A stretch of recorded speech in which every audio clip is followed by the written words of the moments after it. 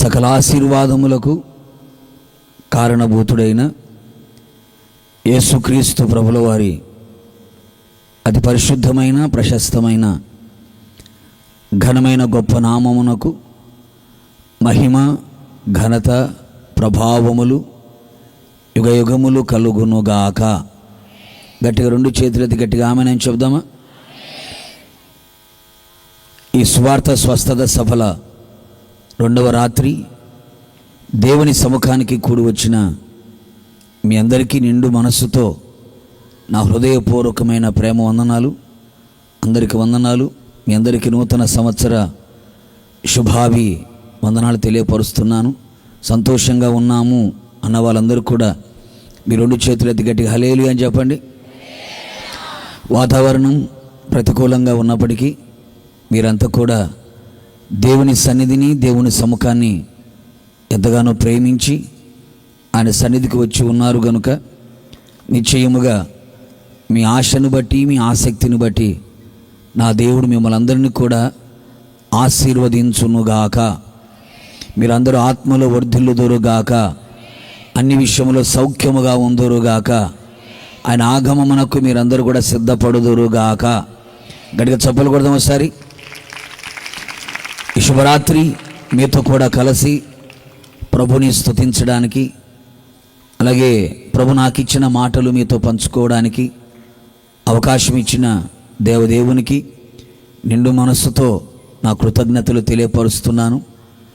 ప్రేమతో ఆహ్వానాన్ని తెలియపరిచినటువంటి Emmanuel pastor గారు కూడా నిండు మనసుతో నా వందనాలు తెలియపరుస్తున్నాను. సేవకులందరూ కూడా వందనాలు.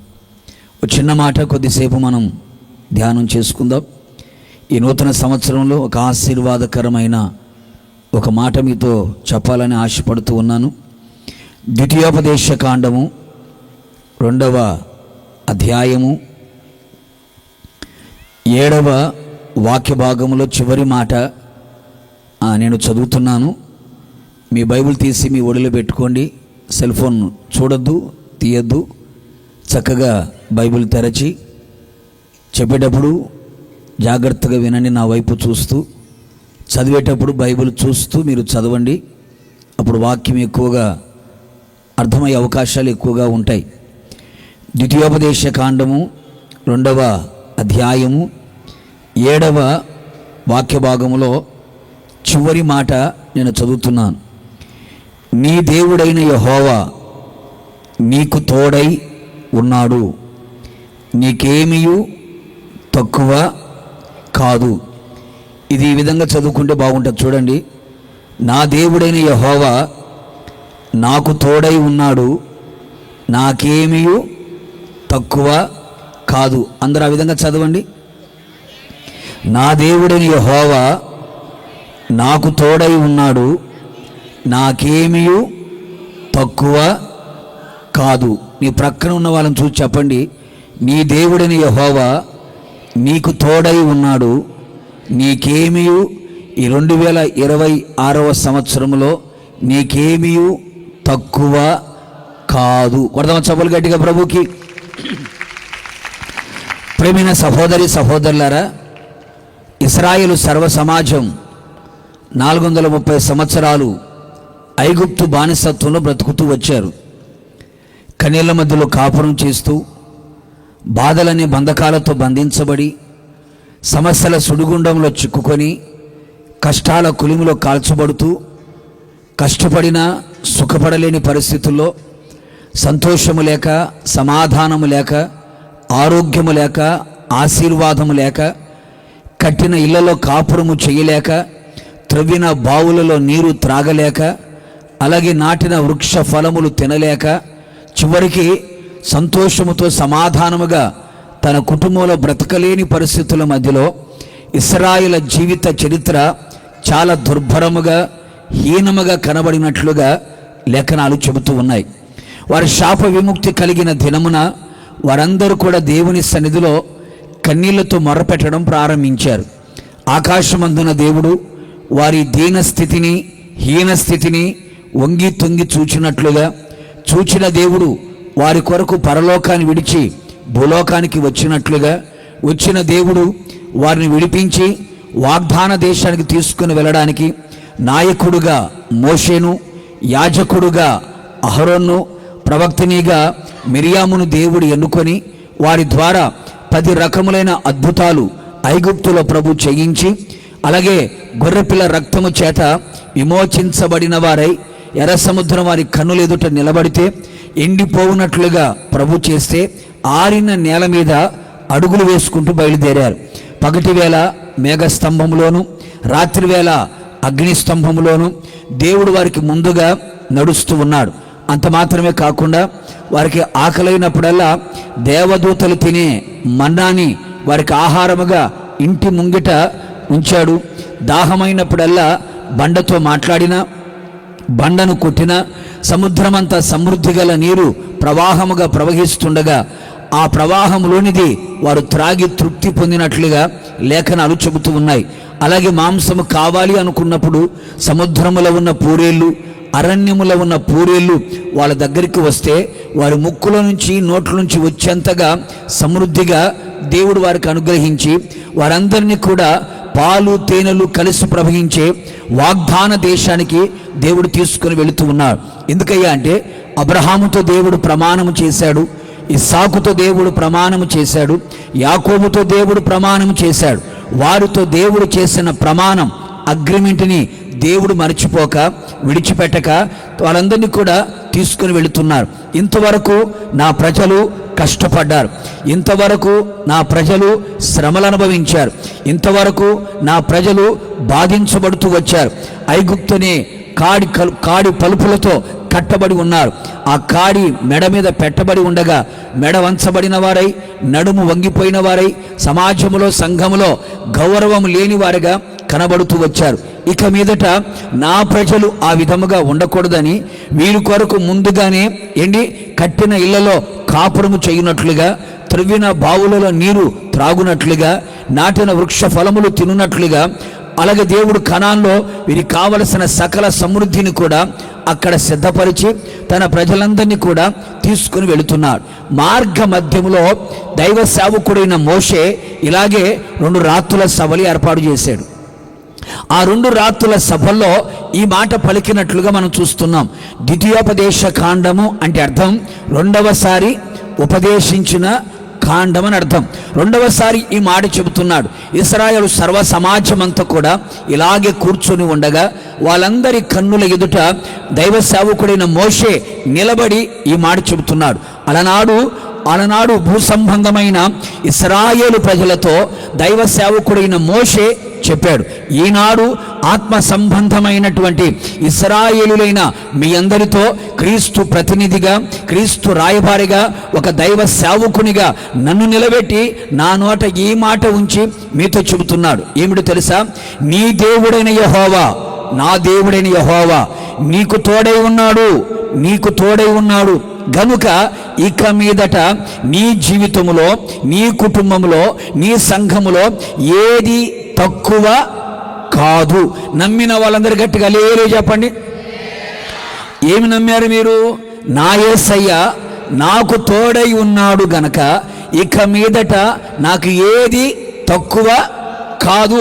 ఒకవేళ 2025వ సంవత్సరం అంతా కూడా నీ జీవితం ఏది కొదువుగా ఉందో, ఏది కొరతగా ఉందో, ఏది తక్కువగా ఉందో, దేనిలో లేమిని అనుభవిస్తూ వచ్చావో, కొరతను అనుభవిస్తూ వచ్చావో నాకు తెలియదు. కానీ ఈ 2026వ సంవత్సరం నా యేసయ్య నిన్ను ప్రేమించాడు, నీ కుటుంబాన్ని ప్రేమించాడు, నీ సంఘాన్ని ప్రేమించాడు, నీ పరిచర్యని ప్రేమించాడు. ప్రేమించిన దేవుడు ఆయన దిగువచ్చి చెబుతున్న మాట, రాబోయే దినములలో, రాబోయే రోజులలో, రాబోయే ఆ దినములలో, కాలమందు నిశ్చయముగా నీకు, నీ కుటుంబానికి ఆత్మీయంగా, శారీరకంగా, ఆధ్యాత్మికంగా ఏది తక్కువ కాకుండా, ఏది కొరత లేకుండా సకలము సమృద్ధిగా, సర్వ సమృద్ధిగా, సముద్రమంత సమృద్ధిగా నా దేవుడు ధారాళముగా మీకు దయచేయునుగాక, మీకు అనుగ్రహించునుగాక. విశ్వసించిన వారందరూ గట్టిగా చప్పలు కొడుతూ ప్రభుకు స్తోత్రం చెబుదాం. గట్టిగా పరిశుద్ధమైన బైబిల్ గ్రంథంలో మనం గమనించి చూడగలిగితే యేసుక్రీస్తు ప్రభుల వారు భూమి మీద సంచరించుచున్న రోజుల్లో ఆయన ఓ 12 మంది శిష్యులను ఏర్పాటు చేసుకొని వారికి అపోస్తులు అనే నామకరణం చేసి తనతో పాటు యేసయ్య వారిని సేవలో తిప్పుతూ ఉన్నాడు. ఆ రోజుల్లో యేసు ప్రభు ఏం చేశాడయ్యా అంటే ఓ ఇద్దరిద్దరిని జతలుగా సేవకు పంపించాడు. మీరు వెళ్ళండి, సువార్తను ప్రకటించండి, నా నామములో దయ్యములని మీరు వెళ్ళగొట్టండి, సువార్తను చెప్పండి అని చెప్పి మీరు వెళ్ళేటప్పుడు జాలి అయినను మీరు తీసుకుని వెళ్ళొద్దు, సంచి మీరు తీసుకుని వెళ్ళొద్దు అని దేవుడు వాళ్ళకు చెబితే చక్కగా వాళ్ళందరూ కూడా సేవకి వెళ్ళిపోయారు. సేవకి వెళ్ళిపోయిన తర్వాత కొద్ది దినముల తర్వాత వాళ్ళందరూ వచ్చారు. వచ్చిన తర్వాత యేసు ప్రభు వాళ్ళని అడిగాడు, ఏమని? మీరు సేవకి వెళ్ళారు కదా, పరిచర్యకి మీరు వెళ్ళారు కదా, మీకేమైనా తక్కువ అయ్యిందా అని అడిగాడు. మీకేమైనా కొదువ కలిగిందా అని అడిగాడు. వెంటనే వాళ్ళందరూ చెబుతున్న మాట ఏమిటి తెలుసా? బోధకుడా, పిలిచింది మీరు, ఏర్పరచుకుంది మీరు, పంపించింది మీరు, కనుక పిలిచిన మీరు, పంపించిన మీరు, ఏర్పరచుకున్న మీరు మాకు చెప్పి ఉండగా మీ మాట ప్రకారంగా ఈ సేవలోకి వచ్చాం, మీ మాట ప్రకారంగా ఈ పరిచర్యలోకి వచ్చాం. మీరు మమ్మల్ని పంపించి ఉండగా మాకేదియు తక్కువ కాలేదు. కూడా చెప్పలు గట్టిగాను, మాకేది కూడా తక్కువ కాలేదు. వారి వెంట ఏది తీసుకొని వెళ్ళకపోయినా వారు వెళ్ళిన ప్రతి స్థలములో కూడా ఏది తక్కువ కాకుండా, ఏది కొరతగా లేకుండా సకలము సమృద్ధిగా ధారాళముగా కృపగల దేవుడు దయచేసి ఉన్నాడు. కీర్తనకాడిన దావీదు కూడా ఓ మాట అంటాడు, మనందరూ తెలిసిన కీర్తన 23వ కీర్తన ఏమంటాడు? యెహోవా, చెప్పలు గట్టిగా, నా కాపరన్నాడా, మన కాపరన్నాడా, మనందరి కాపరన్నాడా?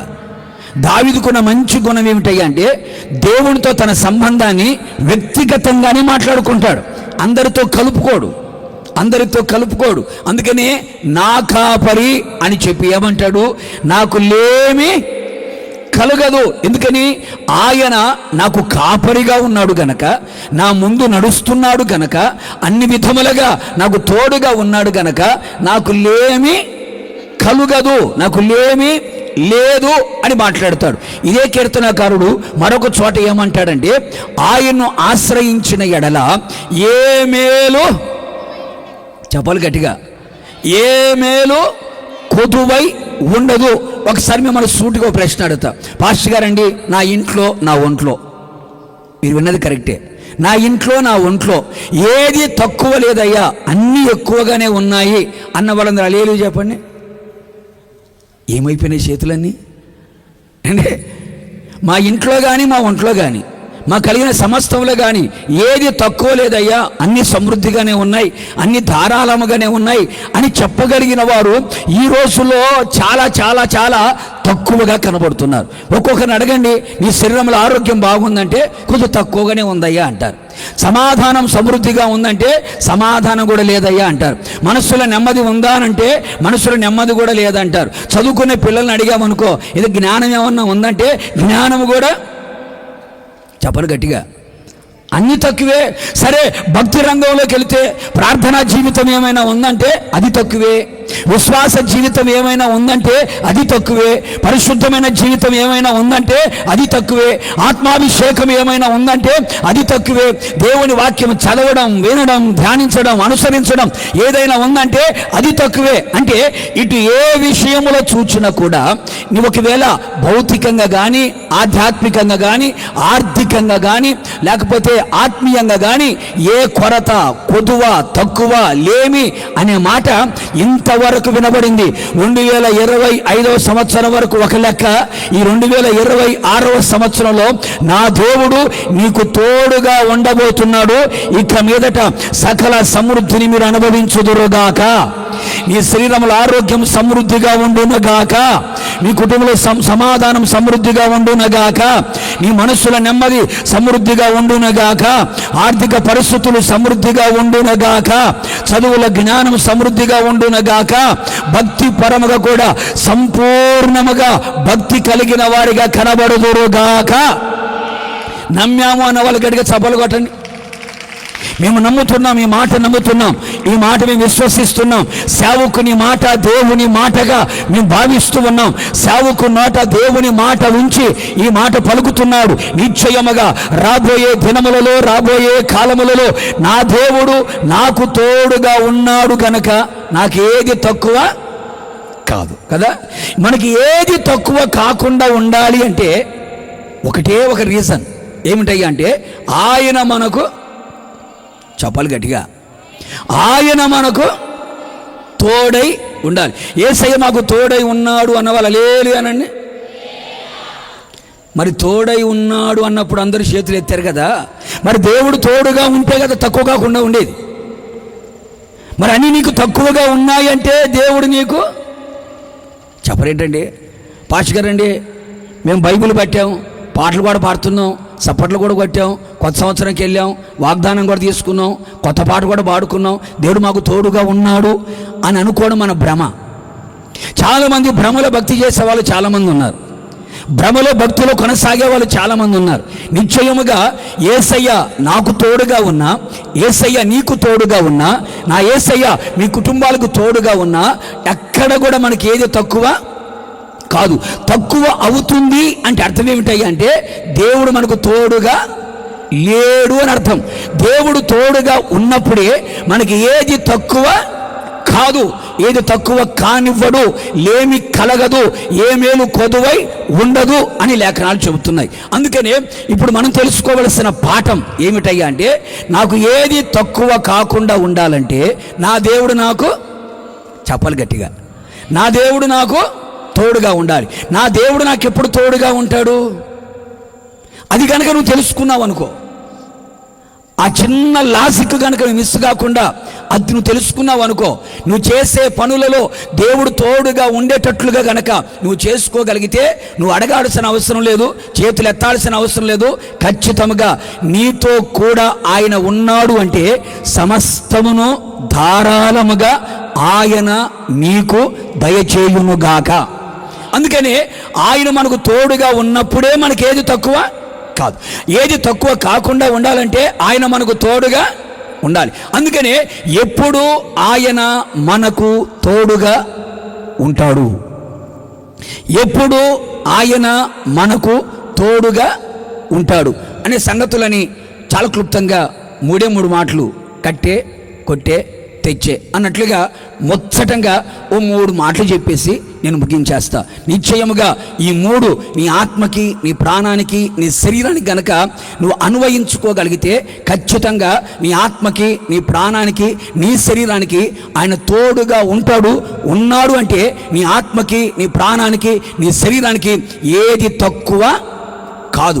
అందుకని జాగ్రత్తగా ఒక 3 విషయాలు ఎప్పుడు యేసయ్య నాకు తోడుగా ఉంటాడో అది కనుక నువ్వు తెలుసుకుంటే ఖచ్చితంగా తక్కువ కాకుండా నా దేవుడు చూచుకొనుగాక. ఈ 2026వ సంవత్సరం అంతా సమృద్ధిగా మీరు అడుగులు వేయుదురుగాక. చూడండి, మొదటి మాట రాసుల 2వ గ్రంథం. బైబిల్ ఉన్న వారంతా తెలిసిన మాటలే, కొంచెం విందాం మరలా. రాజుల 2వ గ్రంథం 18వ అధ్యాయం 5, 6, 7 వాక్య భాగాలు ఒకసారి మనం చూద్దాం.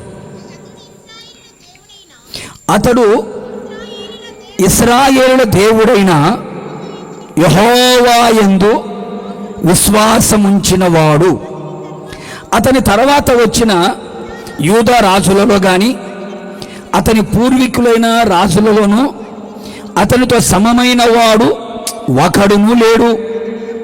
అతడు యెహోవాతో అత్తుకొని ఆయన వెంబడించుటలో వెనుక తీయక ఆయన మోషేకు ఆజ్ఞాపించిన ఆజ్ఞలన్నిటినీ గైకొనుచుండెను.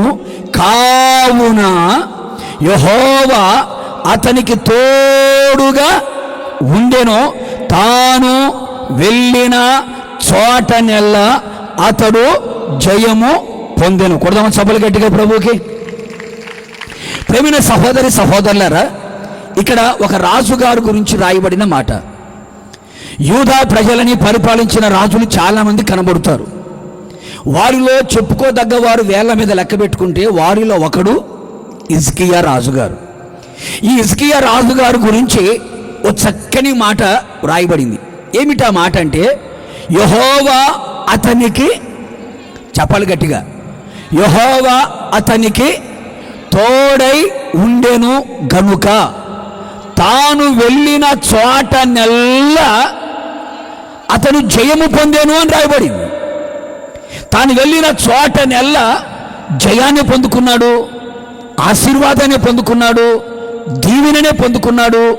ఎక్కడ కొరత కానీ, కొదువ కానీ, తక్కువ కానీ లేమనే మాట తన ఇంట కానీ తన వంట కానీ కనబడనివ్వకుండా కాపాడబడుతూ వచ్చాడు. వెళ్ళిన ప్రతి స్థలములో కూడా జయాన్ని పొందగలిగాడు. ఒకవేళ 2025వ సంవత్సరం అంతా కూడా నువ్వు ఏ పని ప్రారంభించినా కలిసి రాలేదేమో, అనుకున్నవి అందుకోలేకపోయావేమో, ప్రార్థించినవి పొందుకోలేకపోయావేమో, నీ పనులన్నీ విఫలంగా మార్చబడ్డాయేమో, చేతుల దాకా వచ్చి చేజారిపోయిందేమో, నోటి దగ్గరకు వచ్చి అందుకోలేక పడిపోయిందేమో. నీ జీవితంలో 2025వ సంవత్సరం వరకు ఇలాంటి పరిస్థితులు ఎదురు చూస్తూ వచ్చావు. అయితే ఈ 2026వ సంవత్సరంలో నీవు వెళ్ళిన చోటనెల్లా కూడా నా దేవుడు కనుక నీకు తోడుగా ఉంటే, అది ఉద్యోగమే కానివ్వండి, వ్యాపారమే కానివ్వండి, పొలములు వేసే విత్తనాలే కానివ్వండి, చదువుతున్న చదువులే కానివ్వండి, వెళుచున్న పరిచర్య కానివ్వండి, దేవుడు మనకు తోడుగా ఉంటే వెళ్ళిన ప్రతి స్థలములో కూడా ఆయన మనకేమిస్తాడట, జయాన్ని కలుగు చేస్తారు. అందుకే హిజ్కియాను గురించి మరొక చోట రాయబడిన మాట ఏమిటయ్యా అంటే, తాను పూనుకొనిన సర్వ ప్రయత్నముల యందు అతడు ఏమయ్యాడంట, వృద్ధి పొందుచు వచ్చాను అని రాయబడింది. అతడు ఏదైతే పూనుకున్నాడో, ఏ పనైతే ప్రారంభించాడో, తను ఆరంభించినటువంటి ప్రతి పనిలో కూడా, తను ఆరంభించిన ప్రతి దానిలో కూడా వృద్ధి పొందుతూ రాగలిగాడు. దీని అంతటికి కారణం ఏంటి? వెళ్ళిన చోటనెల్లా జయాన్ని పొందడానికి, పూనుకొనిన సర్వ ప్రయత్నములో వృద్ధి పొందడానికి, ఏది తక్కువ కాకుండా తన జీవితంలో ఒక విజయాన్ని సొంతం చేసుకొని విజయోత్సవాలతో ఊరేగించబడుతూ, విజయ గీతము పాడుకుంటూ, విజయ ఆనందాన్ని అనుభవిస్తూ, విజయోత్సవాలతో ఊరేగించబడ్డానికి గల కారణం ఏమిటయ్యా అంటే, ఒకటే ఒక మాట, యెహోవా అతనికి, చెప్పాలి గట్టిగా, యెహోవా అతనికి తోడై ఉన్నాడు.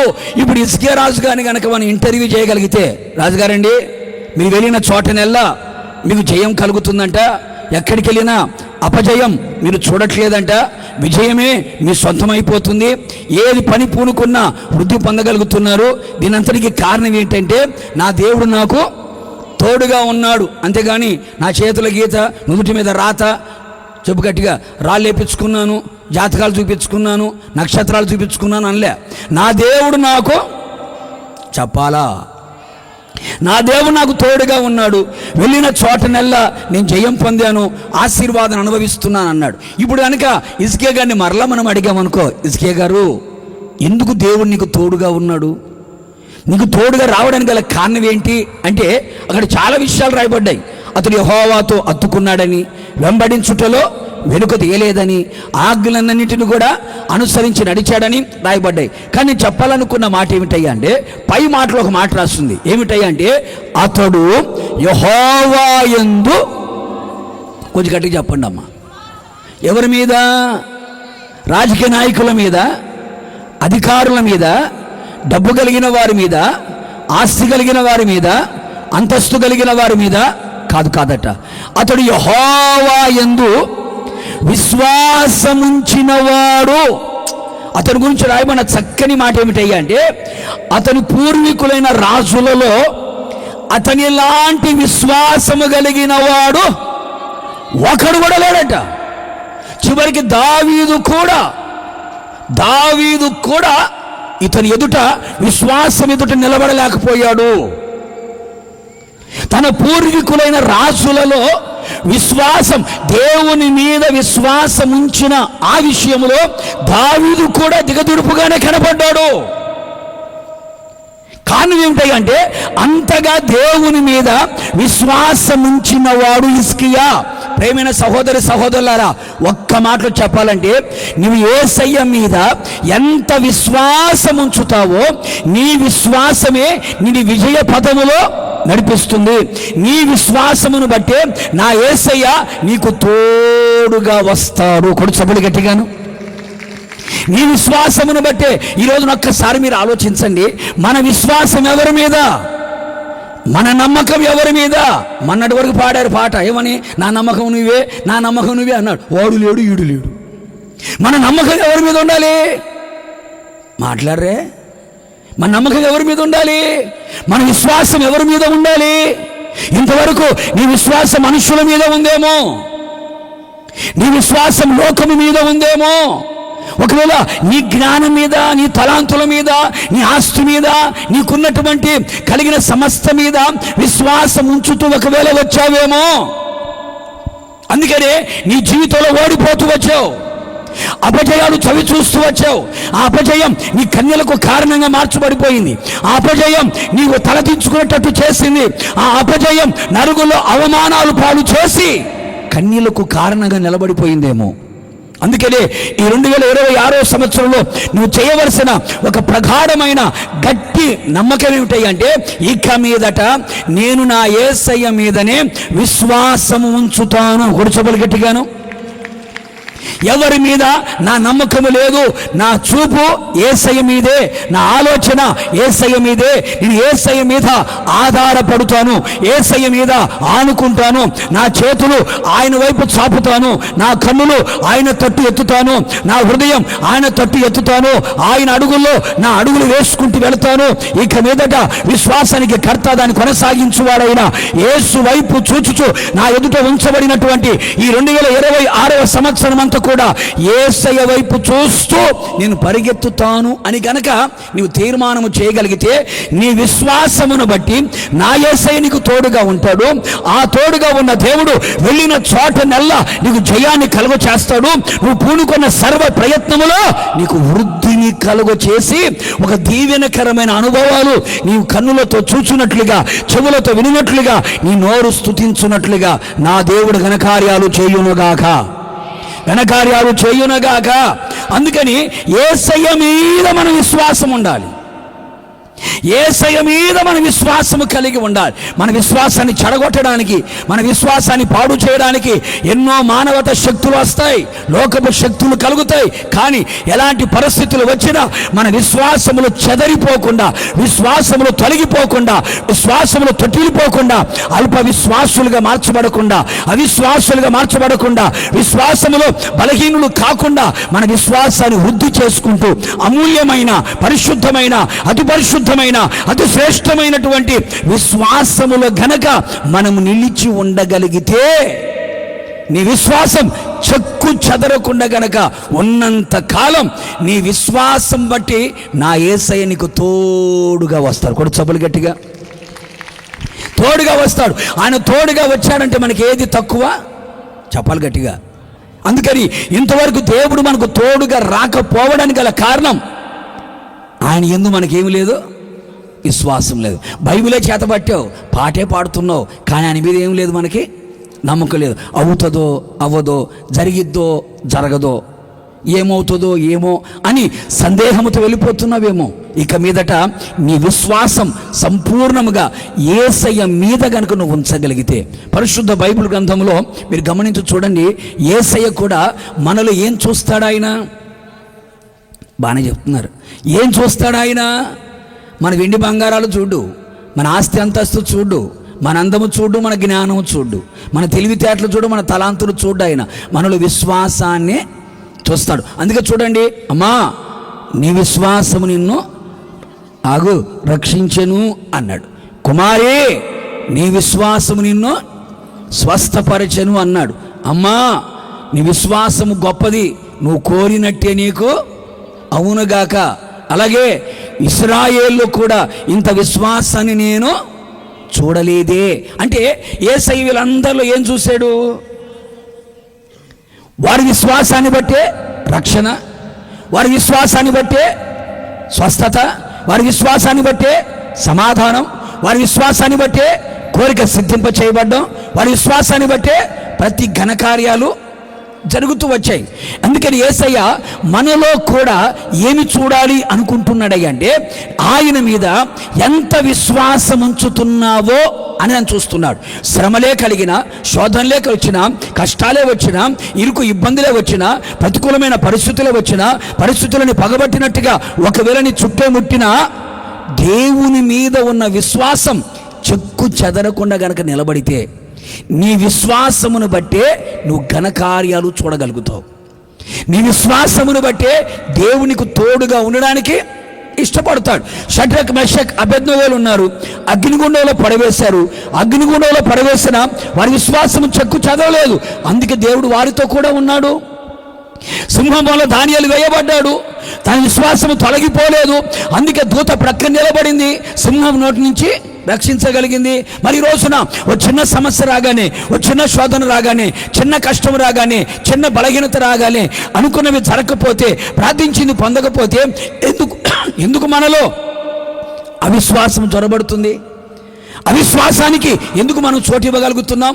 అందుకనే నువ్వు తెలుసుకోవలసినటువంటి పాఠం ఏమిటయ్యా అంటే, నా విశ్వాసాన్ని బట్టి ఇంతవరకు నా జీవితంలో అన్ని తక్కువ అనుభవిస్తూ వచ్చాను. ఇక మీదట నా గుండె నిండా, నా మనస్సు నిండా, నా కంటి నిండా విశ్వాసాన్ని నేను నింపుకుంటాను. విశ్వాసపు చూపు, విశ్వాసపు మాట, విశ్వాసపు నడక, విశ్వాసపు క్రియలు కలిగి నీవు బ్రతికి చూడు.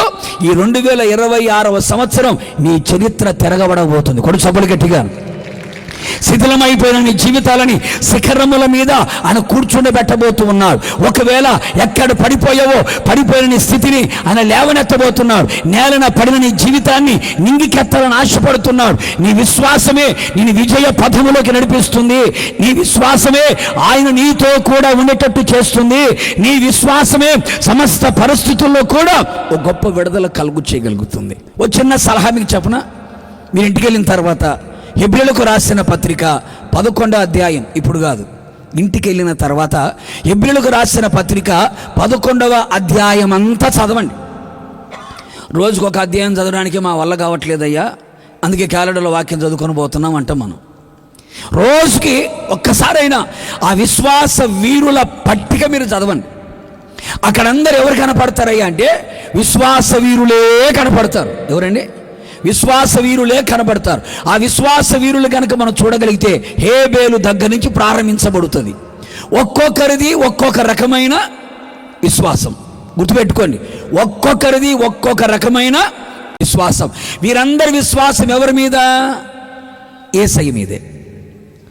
హేబేలు విశ్వాసం హేబేలుది, హనోకు విశ్వాసం హనోకుది, అబ్రహాం విశ్వాసం అబ్రహాముది, యాకోబు విశ్వాసం యాకోబుది, మోషే విశ్వాసం మోషేది. ఎవరి విశ్వాసం వారిదే. విశ్వాసం ఎవరి మీద అంటే యేసయ్య మీదనే ఉంచారు. అందుకే చూడండి, ఎర్ర సముద్రమా ఎండిపోయావంట, ఎందుకు? అదేనయ్యా వారి విశ్వాసాన్ని బట్టి. యోర్దానా ఏకరాశికి నిలబడ్డావంటే కదా, అవును, ఎందుకు? వారి విశ్వాసాన్ని బట్టి. ఎరుకో గోడలో కుప్పకూలిపోయావంటే కదా, అవును, ఎందుకు? వారి విశ్వాసాన్ని బట్టి. సింహాలు నోలు మూసుకున్నారంటే కదా, వారి విశ్వాసాన్ని బట్టి. అగ్ని బాణాలు చల్లారిపోయారంటే కదా, వారి విశ్వాసాన్ని బట్టి. రాజ్యాలు జయించగలిగారు, బలహీనులు బలవంతులు అయ్యగలిగారు, శ్రేష్టమైన పునరుత్థానాన్ని పొందగలిగారు. దీనంతటికి కారణం ఏమిటయ్యా అంటే, ఒకటే కారణం. ఏమిటయ్యా అంటే విశ్వాసము. విశ్వాసమే, మరొక కారణం కనబడలేదు. మరి నీ జీవితంలో కూడా యేసయ్య నమ్మానని పెదవులతో చెప్పడం కాదు, నీ విశ్వాసం క్రియలతో కనబడాలి. క్రియలతో కనబడాలి. క్రియలు లేని విశ్వాసం అది మృతముతో సమానం గనక, విశ్వాసం ఉందని నోటితో ఒప్పుకోవడం కాదు, దయ్యం కూడా నమ్ముతుంది. దయ్యం నమ్మినట్టుగా నమ్మితే నీకు దయ్యానికి తేడా మాట్లాడరే ఉండదు. కనుక మన విశ్వాసంలో ఏం కనపడాలి? క్రియలు, పనులు కనబడాలి. క్రియాపూర్వకమైనటువంటి విశ్వాసమును కలిగి ఉండి చూడు, ఖచ్చితంగా నా దేవునికి తోడుగా ఉంటాడు. తోడుగా ఉన్నాడు అంటే నీకేది తక్కువ, చెప్పాలి గట్టిగా, నీకేది తక్కువ కాదు. కొడదాం చెప్పాలి గట్టిగా ప్రభువుకి, గట్టిగా. మరొక మాట కూడా చెప్తాను చూడండి. సంఖ్యాకాండం, బైబిల్ ఉన్న వారందరూ కూడా బైబిల్ తెరచి సంఖ్యాకాండం 23వ అధ్యాయం 21వ వాక్యాన్ని ఒకసారి మనం చూద్దాం. ఆయన యాకోబులో ఏ దోషము కనుగొనలేదు, ఇశ్రాయేలులో ఏ వంకరతనమో చూడలేదు.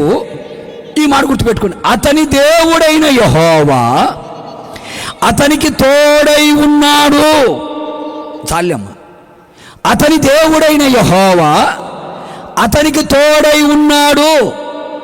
ఎందుకు తోడై ఉన్నాడు అంటే, యాకోబులో ఆయన ఏ దోషమును కనుగొనలేదు. ఇశ్రాయేలులో ఏ వంకరతనము ఆయన.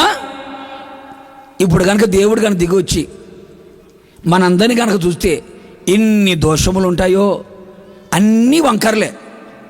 చెప్పరు, అన్నీ వంకరలే. చూపు వంకరే, మాట వంకరే, నడక వంకరే, ఆలోచన మాట్లాడండి, ఏది మన దగ్గర తిన్నకు కనపడదు. ఇంకా దోషములు అంటావా టన్నులు టన్నుల్లో ఉంటాయి కదా. యాకోబుని దేవుడు తీక్షణంగా చూశాడంట.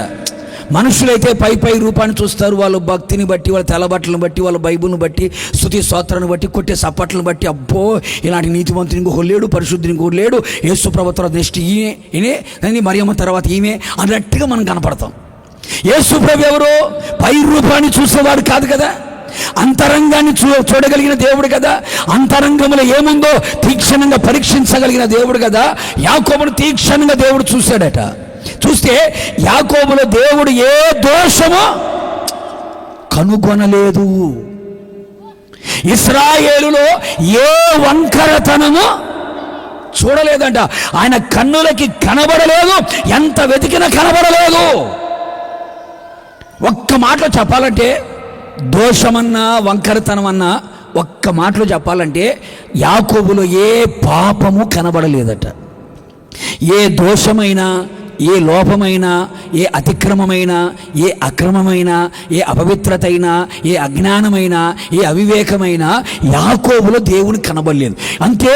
టోటల్గా ఒక్క మాటలో చెప్పాలంటే, యాకోబు ఎవరయ్యా అంటే పరిశుద్ధుడుగా కనపడ్డాడు. యాకోబు పవిత్రుడిగా కనపడ్డాడు. అంతరంగములో దోషము వంకరతనం అంటే బాహ్యముగా అంతరంగములో బాహ్యమందు యాకోబు ఎలా కనపడ్డాడయ్య అంటే పరిశుద్ధుడుగా కనపడ్డాడు, పవిత్రుడిగా కనపడ్డాడు, నిర్దోషిగా కనపడ్డాడు, నిష్కల్మషుడిగా కనపడ్డాడు. అంటే పరిశుద్ధుడిగా యాకోబు కనపడ్డాడు కనుక పరిశుద్ధులకి దేవుడు ఎలా ఉంటాడట చెప్పాలి గట్టిగా. అందుకని బైబిల్ ఏమని రాయబడింది? పరిశుద్ధులందరికీ కృప తోడై ఉండునుగాక అని రాయబడింది. అంటే యేసయ్య ఎవరికి తోడుగా ఉంటాడు?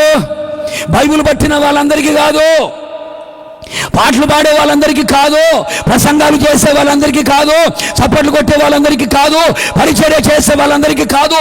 యేసయ్య ఎవరికి తోడుగా ఉంటాడయ్య అంటే పరిశుద్ధులకి ఆయన తోడుగా ఉంటాడు. పరిశుద్ధులకి ఆయన తోడుగా ఉంటాడు గనక ఆ పరిశుద్ధులకి ఏది తక్కువ కాదు.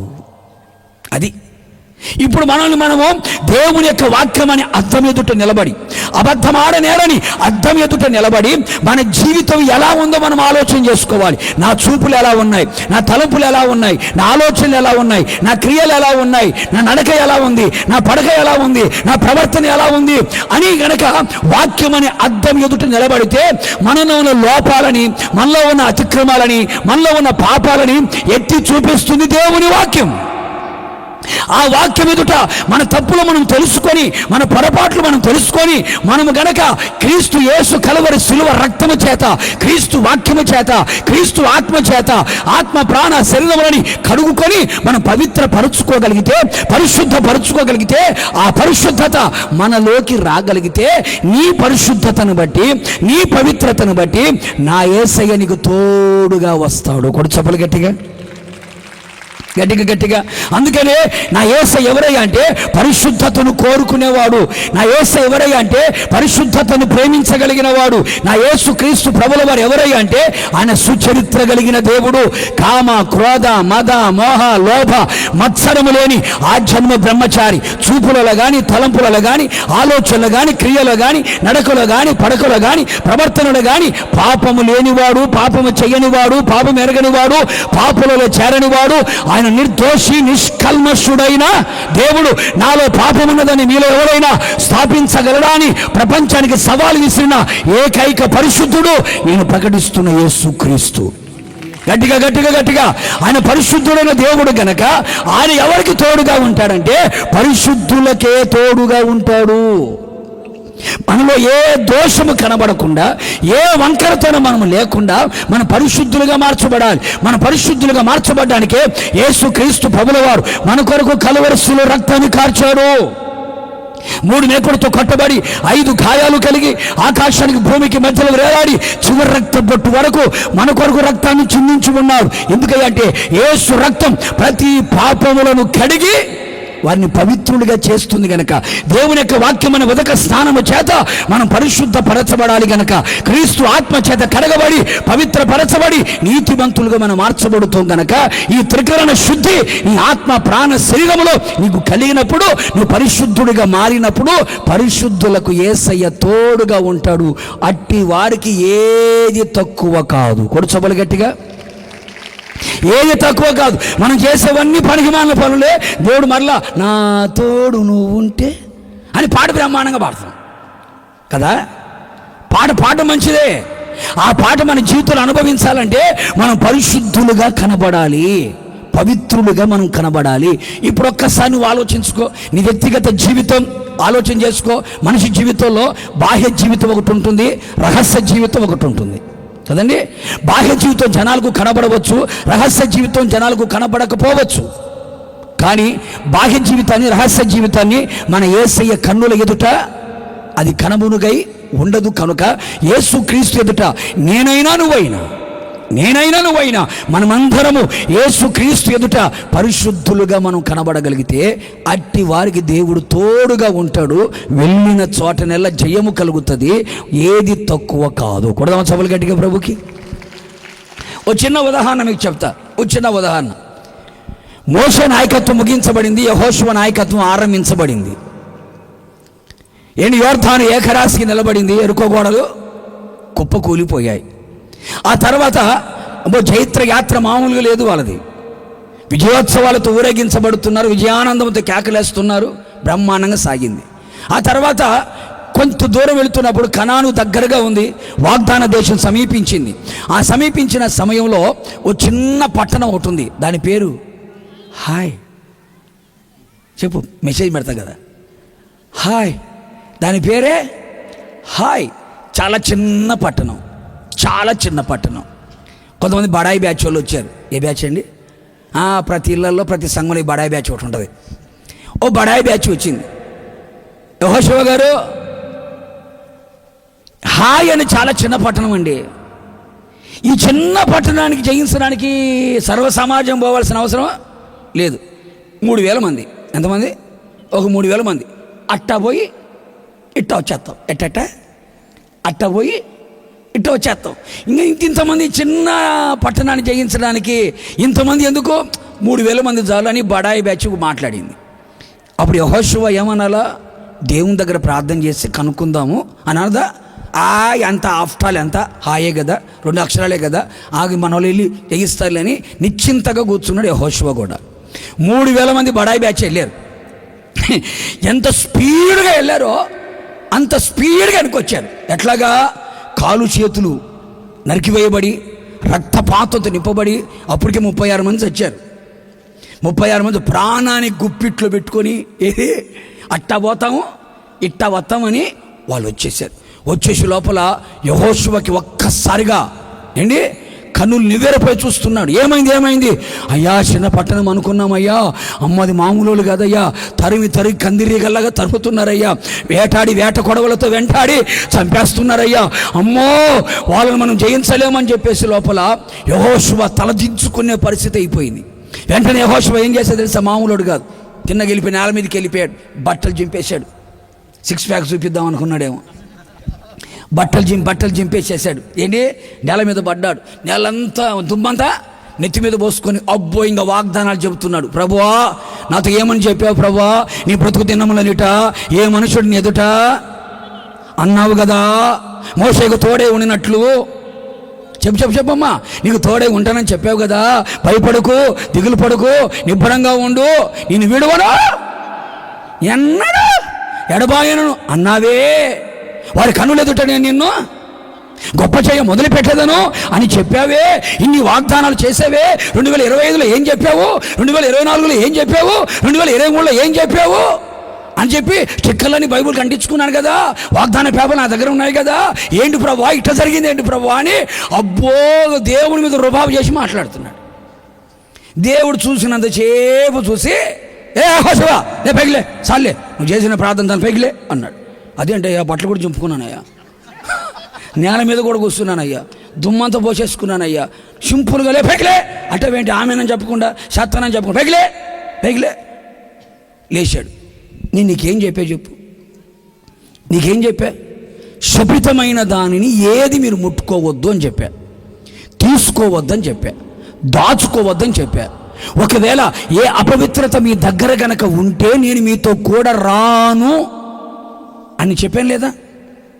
ఏ అపవిత్రత మీ దగ్గర ఉన్నా, ఏంటి ఏది మీ దగ్గర ఉన్నా రాను అని మీతో చెప్పాను కదా. నేను చెప్పినా కూడా అపవిత్రమైన దానిని మీరు దాచిపెట్టుకున్నారు, అపవిత్రమైనది మీ దగ్గర ఉంది, అందుకే నేను మీతో కూడా రాలేదు. నేను మీతో రాలేదు గనక మీరేమయ్యారు? ఓడిపోయారు. ఒక్కసారి ఆలోచన చెయ్యండి. వాగ్దానాలు పట్టుకొని ప్రార్థన చేయడం కాదు, ఆ వాగ్దానాన్ని మనం అనుభవించడానికి దానికి తగినటువంటి పవిత్రత మనలో కనబడాలి కదా, ఆ పరిశుద్ధత మనలో కనబడాలి కదా, ఆ నీతి ఆ యథార్థత మనలో కనబడాలి కదా. ఎన్ని వాగ్దానాలు చేతపట్టుకొని చేస్తున్నాడు అయ్యగారు ప్రార్థన. నువ్వు సాలే పైకిలే, ముందు పవిత్రపరుచుకోమని చెప్పు, పరిశుద్ధపరుచుకోమని చెప్పు. ఆ పరిశుద్ధత మీలో కలిగిన రోజున నేను మీతో కూడా ఉంటాను. వెంటనే అయ్యగారు బట్టలు వేసుకున్నాడు. ఎందుకని ప్రార్థన ఆమెను కూడా చెప్పలేక బట్టలు వేసేసుకొని ఎవడు పాపం చేశాడు మొత్తం మీద లాగి ఆ పాపాన్ని రాళ్లతో కొట్టి చంపి పాపాన్ని రాళ్లతో ఏం చేశారంట? సమాధి చేశారు. మీరు గుర్తుపెట్టుకోండి, ఆ రోజు నుండి కనాన్లో కాలు పెట్టేంత వరకు యెహోషువ ఎక్కడ ఓడిపోలేదు. గొడుచపలు గట్టిగా 31 మంది రాజులను జయించగలిగాడు, పరిగెడుతున్న సూర్యుని ఆపగలిగాడు, నడుస్తున్న చంద్రుని నిలబెట్టగలిగాడు. 31 మంది రాజులని జయించి ఎక్కడ అపజయము చోటు చేసుకోకుండా వెనుతిరగకుండా యెహోషువ యొక్క జైత్రయాత్ర కనాల్లో కాలు పెట్టేంతవరకు సాగింది. కారణం ఏమిటంటే పాపాన్ని ఎప్పుడైతే రాళ్లతో కొట్టి చంపేశాడో, తాను పవిత్రపరుచుకున్నాడో, సమాజాన్ని పరిశుద్ధపరిచాడో, తాను పరిశుద్ధపరుచుకొని సంఘాన్ని పరిశుద్ధపరిచాడో, ఇప్పుడు ఇశ్రాయేలు ప్రజల ఎదుట సూర్యుడు కూడా ఆగిపోయాడు, చంద్రుడు కూడా నిలబడిపోయాడు.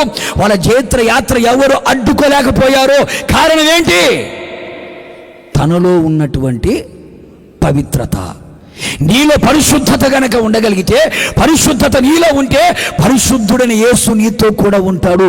పరిశుద్ధుడని యేసయ్య నీతో కూడా ఉంటే నీ జీవితంలో ఏది తక్కువ కాదు.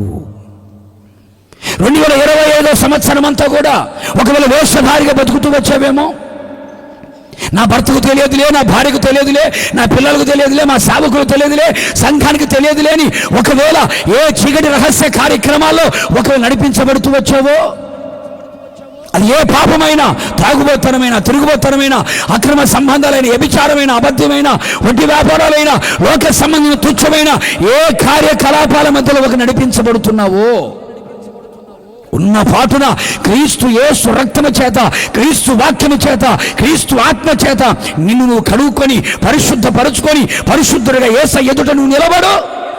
పరిశుద్ధుడని యేసయ్య నీతో రాకపోతే అప్పుడు అడుగు. ఇంతవరకు నువ్వు ఎదురు చూచినటువంటి శాపం, దరిద్రత, కొరత, కొదువ, తక్కువ లేమి ఆ పరిశుద్ధుడు యేసు నీతో ప్రారంభించిన తర్వాత అవన్నీ తొలగిపోతాయి. విజయోత్సవాలతో నడిపించబడుతావు. వెళ్ళిన ప్రతి స్థలంలో ఆశీర్వాదాన్ని చూడగలుగుతావు. కూడా చప్పలు గట్టిగాను. అందుకనే ఎవరికైనా తోడుగా ఉంటాడు. తోడుగా ఉంటే ఏది తక్కువ కాదు. ఎవరికి తోడుగా ఉంటాడు అంటే పరిశుద్ధులకి ఆయన తోడుగా ఉంటాడు. ఆయన యందు విశ్వాసం ఉంచిన వారికి ఆయన తోడుగా ఉంటాడు. అందుకనే పరిశుద్ధతను మనము కోరుకుందాం, పరిశుద్ధతను మనం ప్రేమిద్దాం. ఎందుకంటే హృదయ శుద్ధి గల వారు ధన్యులు, వారు దేవుని చూడగలుగుతారు. పరిశుద్ధతలో సమస్త మనుషులందరితో మనం ఎలా ఉండాలట? చెప్పలు గట్టిగా. సమస్త మనుషులతో మనము పరిశుద్ధత కలిగిన వారిగా కనబడాలి. ఎందుకయ్యా అంటే పరిశుద్ధత లేకుండా పరలోకానికి మనం వెళ్ళలేం కనుక. అందుకే బైబిల్ అంటే మొదటి పునరుత్థానములో పాలు పొందువారు ధన్యులు వారు, పరిశుద్ధులు వారి మీద రెండవ మరణం అధికారము లేదు. అందే పరలోకంలో ఉండే వాళ్ళందరూ ఎవరు? పరిశుద్ధులే. సంఘములో అందరూ ఉంటారు, గుర్తుపెట్టుకో. సంఘములో అందరూ ఉంటారు. సంఘములు అందరూ పరిశుద్ధులు ఉంటారా? అట్లన రాదు. గురుగులు ఉంటాయి, గోధుమలు ఉంటాయి, మేకలు ఉంటాయి, గొర్రెలు ఉంటాయి కదా, నీతిమంతులు ఉంటారు. సంఘం అంటేనే సంకర జాతి అని అర్థం. అన్ని రకాల మనస్తత్వాలు కలిగిన వాళ్ళు ఉంటారు. తాగుబోతులు రారా, తిరుగుబోతులు రారా, సీరియల్ ముందు కూర్చొని గుడికలు మింగేవాళ్ళు రారా, కొంపలు కూల్చేవాళ్ళు రారా, అక్కడ మాటలు ఇక్కడ మాటలు అక్కడ చెప్పేవాళ్ళు రారా. ఇక్కడ కూడా వచ్చారు, వాళ్ళు కూడా బైబిల్ పట్టారు, వాళ్ళు కూడా సప్పలు కొట్టారు. సంఘానికి అందరికీ ప్రవేశం ఉంది, కానీ పరలోకములో పరిశుద్ధులకే ప్రవేశము. కొడు చప్పలు గట్టిగా. సంఘములో అందరికీ ప్రవేశం, కానీ పరలోకములో అందరికీ, పరిశుద్ధులకు మాత్రమే పరలోకంలో ప్రవేశం. పరిశుద్ధులు మాత్రమే పరలోకములో ఉంటారు. కనుక మన పరలోకములో ఉండాలి అంటే, పరమ ప్రభు అయిన ప్రభుతో కూడా కలిసి మనం బ్రతకాలి అనుకుంటే, ఈ లోకంలో ఏది తక్కువ కాకుండా పరలోకములు కూడా మనం నిలిచి ఉండాలంటే పరిశుద్ధతయే ప్రామాణికముగా మన జీవితంలో కనబడాలి. నాకైనా నీకైనా మనకైనా మనందరికీ పరిశుద్ధత కావాలి. పరిశుద్ధత కలిగిన వారికి పరిశుద్ధుడైన యేసు తోడుగా ఉంటాడు. ఆ తోడుగా ఉంటే నీకేది తక్కువ? నమ్మిన వాళ్ళందరూ లేలు చెప్పండి. దేనికి చెప్పావు? హల్లెలూయా. దేనికి చెప్పావు? నేను పరిశుద్ధుడుగా ఉంటే ఆయన నాకు తోడుగా ఉంటాడు, నాకేమి అట్ట చదువుకోవాలా. నేను ఆయన యందు విశ్వాసం ఉంచితే ఆయన నాకు తోడుగా ఉంటాడు, నాకేమీ తక్కువ కాదు. నేను ఆయన లాంటి పరిశుద్ధత, ఎవరు లాంటి పరిశుద్ధత అండి? మన పరిశుద్ధతను కోరుకుంటప్పుడు కూడా ఏ భక్తుని ఆయన పెట్టలే. విశ్వాసంలో పలానాను చూడు, సహనంలో పలానాను చూడు, భక్తిలో పలానాను చూడు అంటాడే కానీ పరిశుద్ధతకు వచ్చే లోపల ఆయనని పెట్టుకుంటాడు ఆయన. అందుకని నా పరిశుద్ధ తైలముతో నేను మిమ్మల్ని అభిషేకిస్తాను అన్నాడు. పరిశుద్ధతకు ఆయనకాయనే సాటి, ఆయనకాయనే పోటీ. కనుక పరిశుద్ధతలో ఆయన మాత్రమే చూడాలి. ఏ భక్తుని చూడకూడదు, ఏ సేవకుని చూడకూడదు, ఏ భక్తురాలిని చూడకూడదు. పరిశుద్ధతలో యేసయ్యనే చూడాలి. ఎందుకంటే ఆయన లాంటి పరిశుద్ధత ఏ ఒక్కరిలో కనబడదు గనుక. అందుకని పరిశుద్ధత విషయంలో ఆయన్నే ముందు పెట్టుకుంటాడు. విశ్వాస విషయంలో అబ్రహామును ముందు పెడతాడు, నమ్మకం విషయంలో మోషను ముందు పెడతాడు, సహనం విషయంలో యోబును ముందు పెడతాడు, దేవుని చిత్తం విషయంలో దావీదును ముందు పెడతాడు, శ్రమపడే విషయంలో పౌలును ముందు పెడతాడు, పరిశుద్ధత విషయంలో ఆయన నిలబడతాడు. అందుకే ఆయన లాంటి పరిశుద్ధత మనకు కావాలి, ఆయన లాంటి పవిత్రత కావాలి. అందుకనే నేను పరిశుద్ధుడై ఉన్న ప్రకారము అంటాడు ఆయన. నేను ఎలా ఉన్నానో మీరు అలాగే ఉండండి అంటాడు ఆయన.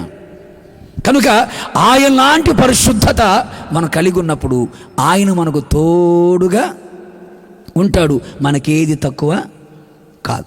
గడి సభలు కొట్టు, ఉన్న కాడికి కొట్టు, బాగా కొట్టాలా. ఎందుకంటే సపోర్ట్లు కొడితే చాలా లాభాలు ఉన్నాయి,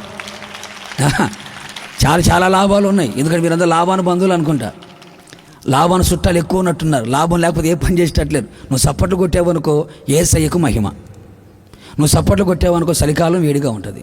నువ్వు సపోర్ట్లు కొట్టావనుకో కాస్త కూస్త వచ్చిన దోమలన్నీ చచ్చిపోతాయి. లేటెస్ట్గా చెప్పిన న్యూస్, నువ్వు సపోర్ట్లు కొట్టావనుకో గుండె జబ్బులు రావంట. అట్లాగని చెప్పి ఎక్కడ పడితే అక్కడ ఒక అట్టగాకు తేడాలు వచ్చేస్తాయి. అందుకని ఇప్పుడు మళ్ళీ ఒకసారి కొట్టు. మీరు గట్టి మంచోళ్ళు, మీకు చెప్పాలి కానీ బ్రహ్మాండంగా చేస్తారు, మీకు చెప్పాలి కానీ మీరు బ్రహ్మాండంగా చేస్తారు. చివరిగా ఒక మాట చెప్పి నేను ముగిచ్చేస్తాను. ముచ్చటంగా 3వ మాట చెప్తా చూడండి. ఆమోసు గ్రంథం 5వ అధ్యాయం 14వ వాక్యం చూద్దామా. ఆమోసు గ్రంథం 5వ అధ్యాయం 14వ వాక్యం. ఎవరు? నువ్వు కాదా? మనమందరము బ్రతుకున్నట్లు కీడును విడిచి మేలుని వెదకండి. అలాగూ అన్నప్పుడు కీడును విడిచి మేలు చేసిన ఎడల మీరు అనుకొని చొప్పున దేవుడును సైన్యములకు అధిపత్యగు యెహోవా మీకు తోడుగా ఉండును. ముచ్చటగా మూడవదిగా మొదటికి చెప్పాను, ఆయన యందు విశ్వాసము ఉంచినప్పుడు తోడుగా ఉంటాడు అని. రెండవది పరిశుద్ధత కలిగినప్పుడు ఆయన తోడుగా ఉంటాడు అని. మూడవదిగా రాయబడిన మాట ఆమోస్ గ్రంథకర్త చాలా చక్కగా మాట రాస్తాడు. ఏమని? మీరు బ్రతుకున్నట్లుగా కీడును విడిచిపెట్టండి. ఇంతవరకు నీ భర్తకు కీడు చేసావు, డ్రమ్ములో పెట్టావు, మిక్సీలో వేసావు, కృష్ణానాథ్ దగ్గర తీసుకెళ్ళి తోసేసావు. ఏ మాట్లాడేంటండి? నవ్వుతారేంది? నేను నడుస్తున్న చరిత్ర నగ్న సత్యాలు చెప్పాను నేను, అవునా కదా? అందుకని నీ భర్తకు నువ్వు కీడు చేయగా ఇంతవరకు కీడు చేసావు, నీ భార్య కూడా కీడు చేసావు. ఏంటి? కీడు చేసి మెడకాయ తలకాయ తీసేసి పోయావు. ఏంటి? అత్తమామలకు కీడు చేసావు, కోడలకి కీడు చేసావు, తోడి కోడళ్ళకు కూడా అందరికీ కీడు చేసుకుంటూ వచ్చావు. 2025 వరకు చేసుకుంటూ వచ్చావు. ఇంకా వద్దు, ఫుల్ స్టాప్ పెట్టు. నీ మనస్సులో కూడా ఎవరికి కీడు చేయడానికి తలంచవద్దు. కీడు చేయడం మానేయండి, మేలు మీరు చేయండి. మేలు చేయడం వెదకండి, మేలు చేయడం, మేలుని వెదకండి అన్నాడు. వెతికితే ఏమవుతుంది? వెతికితే ఏమవుతుంది? అడుగుడి మీకు ఇవ్వబడును, వెదకుడి మీకు. మేలుని వెతికితే మనకేమవుతుంది? దొరుకుతుంది. ఎప్పుడైతే నువ్వు మేలు చేయగలుగుతావో ఆ మేలు చేసిన కారణాన్ని బట్టి దేవుడేమవుతాడు? మనకి తోడుగా వస్తాడు. కీడుని విడిచి మేలు చేసిన ఎడల సైన్యములకు అధిపతియగు యెహోవా మీకు తోడుగా ఉండును అన్నాడు. ఏమిటి మేలు అంటే? మేలు చేయడం అంటే ఏంటయ్యా? ఏమిటి మేలు అనే దానికి బైబిల్ ఒక్క మాట చెప్తా. యోబు గ్రంథం 22వ అధ్యాయం 21వ వాక్యం. యోబు గ్రంథం 22వ అధ్యాయం 21వ వాక్యం. యేసయ్యతో సహవాసము చేసిన ఎడల మీకు సమాధానము కలుగును, అలాగున మీకు. ఇప్పుడు చెప్పండి, ఏం వెతకాలి మనము? మేలును మనము వెతకాలి. మేలు వెతికితే ఆయన ఏమవుతాడు? మనకి తోడుగా ఉంటాడు. ఏమిటా మేలు? ఏమిటా మేలు అంటే ఆయనతో మనము సహవాసము చెయ్యడమే మనకి మేలు. అంటే ఈ 2026వ సంవత్సరంలో నీవు గనక ఈ మేలు గనక నువ్వు చెయ్యగలిగితే, ఈ మేలుని గనక నువ్వు వెతకగలిగితే, సైన్యములకు అధిపతి యెహోవా నీకు తోడుగా ఉంటాడు. ఆయన తోడుగా ఉంటే నీకేది తక్కువ కాదు. అంటే ఇప్పుడు మనమందరం ఏ మేలు వెతకాలి అంటే ఆయనతో సహవాసము చేయుట అనే మేలును మనం వెతకాలి. ఎవరితో సహవాసం అమ్మా? కొంచెం గట్టి చెప్పండి అమ్మ. ఇంతవరకు నువ్వు ఎవరితో చేసావో నాకు తెలియదు. తాగుబోతులతో చేసావా, తిరుగుబోతులతో చేసావా, తిండిబోతులతో చేసావా, సోమరిపోతులతో, అనిపోతులే చేసావా, భక్తిహీనులతో సహవాసం చేసావా, అన్యజనులతో సహవాసం చేసావా, లోకస్తులతో సహవాసం చేసావా, దేవునికి శత్రువులుగా ఉన్నవారితో సహవాసం చేస్తూ వచ్చావా, బుద్ధిహీనులతో సహవాసం చేస్తూ వచ్చావో నాకు తెలియదు. నీ సహవాసాన్ని బట్టే నీ జీవితంలో నష్టాన్ని చూస్తూ వచ్చావు. చేయకూడని సహవాసాలు చేసి, చేయకూడని వారితో సహవాసము చేసి, చేయకూడని స్నేహాలు చేసి నీ జీవితాన్ని పాడు చేసుకున్నావు. దేవుడు నీకు తోడుగా లేకుండా చేసుకున్నావు. అందుకే ఈ 2026వ సంవత్సరంలో నువ్వు చేసుకోవలసినటువంటి ఒక నిబంధన, ఒక తీర్మానం ఏమిటంటే, నేను యేసయ్యతో సహవాసము చేస్తా. ఆయనతో నేను సహవాసము చేస్తాను అనగా నువ్వు తీర్మానం చేస్తే, ఆయనతో నువ్వు సహవాసము చేసావనుకో, ఆయన నీతో సహవాసం చేస్తాడు. అప్పుడు ఆయన నీతో ఉంటాడు, నీవు ఆయనతో ఉంటావు. అప్పుడు నీ జీవితంలో ఆయన నీకు తోడుగా ఉంటాడు. నీ తోడుగా ఉంటే నీకేమి తక్కువ కాదు. ఇప్పుడు మనం ఎవరితో సహవాసం చేయాలి చెప్పాలి? ఎవరితోనమ్మా? యేసయ్యతో సహవాసం చేయాలి. యేసయ్యతో సహవాసం చేయాలంటే ఎట్లాగా? 3 అనుభవాలు ఉన్నాయి. ఎన్ని అనుభవాలండి? 3 అనుభవాలు ఉన్నాయి. ఒకటి ప్రార్థనా జీవితం, రెండవది వాక్యపు అనుభవం, మూడవది పరిశుద్ధాత్మ అనుభవం. ఈ 3 అనుభవాలు ఉండాలి. ఒకటి ప్రార్థన అనుభవం ఉండాలి, రెండవది వాక్యపు అనుభవం ఉండాలి, మూడవది చెప్పాలి గట్టిగా పరిశుద్ధాత్మ అనుభవం ఉండాలి, నాలుగవది కూడా కలుపుకుంటే అపోస్తుల సహవాసము కూడా ఉండాలి. ఈ 4 అనుభవాలు కనబడాలి. సేవకుడికైన నాకు, విశ్వాసిగా ఉన్న నీకు, వాక్యం చెప్పే నాకు, వాక్యం వినే నీకు, మనందరికి ఉండవలసిన సహవాసాలు ఇవి. అందుకే దేవుడితో ఒక వ్యక్తి ఎలా సహవాసం చేయగలుగుతాడు? ప్రార్థన అనుభవం. ఏముండాలమ్మా? కొంచెం గట్టి చెప్పండి అమ్మా. పాటలు పాడమంటే గంటలు పాడతాం, పరిచర్య చేయమంటే రాత్రింబగలు చేసేస్తాం, కానుకలు ఏమైనా గుప్పిలిప్పి ఆస్తులమ్మని ఇచ్చేస్తాం, ప్రార్థన చేయమంటే మాత్రం చెప్పాలి. అప్పటికప్పుడు ఆవులింపులు వచ్చేస్తాయి, కప్పదిరిచుంటు దేశతన్నోరు. ఇంకా కప్పలే లోపలికి దోమలు, ఈగలు, బల్లులు వెళ్ళి సంతానం చేసి గుడ్లు పెట్టి సంతానం తీసుకొచ్చి నీ మంచి నోరు మొయ్యదు. కప్ప ప్రార్థన చూడండి మీరు, మా వ్యవహారాలు చేసేటప్పుడు నిద్ర రాదు చూడు, ఫోన్లో మాట్లాడేటప్పుడు ఆవులింపులు రావు చూడు. ప్రార్థన అనగానే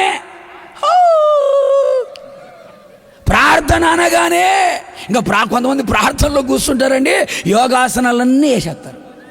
మనం యోగాకు పోవాల్సిన అవసరంలే. ప్రార్థన అంటే చూడండి, కాలు చాపుకోవడం, కాలు ముడుచుకోవడం, మన మామూలుగా భోజనాన్ని కూర్చోవడం, మన మోకాల మీద ఉండడం, మన బోర్ల పడిపోవడం, ఆసనాలన్నీ చేసేస్తారు. ప్రార్థన అనగానే ప్రార్థనను కొంతమంది ముళ్ళ మీద కూర్చున్నట్టే కదా. కానీ దేవునితో సహవాసము చెయ్యడం అనేది ప్రార్థన అనుభవం. ప్రార్థన అంటే ఏంటో తెలుసండి?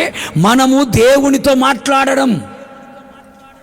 మనము దేవునితో మాట్లాడాలి అంటే మనం ఎంతసేపు ప్రార్థనలో కూర్చుంటామో అంతగా దేవునితో మనం మాట్లాడగలుగుతాము.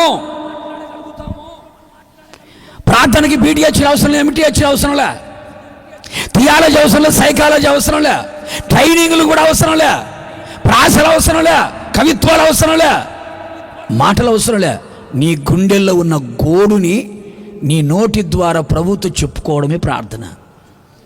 ప్రార్థన అంటే ప్రభుతో మాట్లాడడం. ఫోన్లు తీసుకున్నారంటే కొంతమంది చెమట్లు పట్టిపోవాలా, టవర్ ఆగిపోవాలా, ఛార్జింగ్ అయిపోవాలా, బ్యాటరీ వేడెక్కిపోయి చెవి వగిలిపోవాలా. అయినా మన వ్యవహారాలు ఇంకా చెప్పు అని పిడుగురాలు స్టార్ట్ చేస్తే గుండ్రు పోతాడు. ఇంకా చెప్పు అని కూడా చెట్టు మొత్తం మీకు ఎత్తాడు. చెప్పు ఏం చెప్తూ కొట్టాలి. ఇంకా ఏం చెప్పేది ఏంటాడా?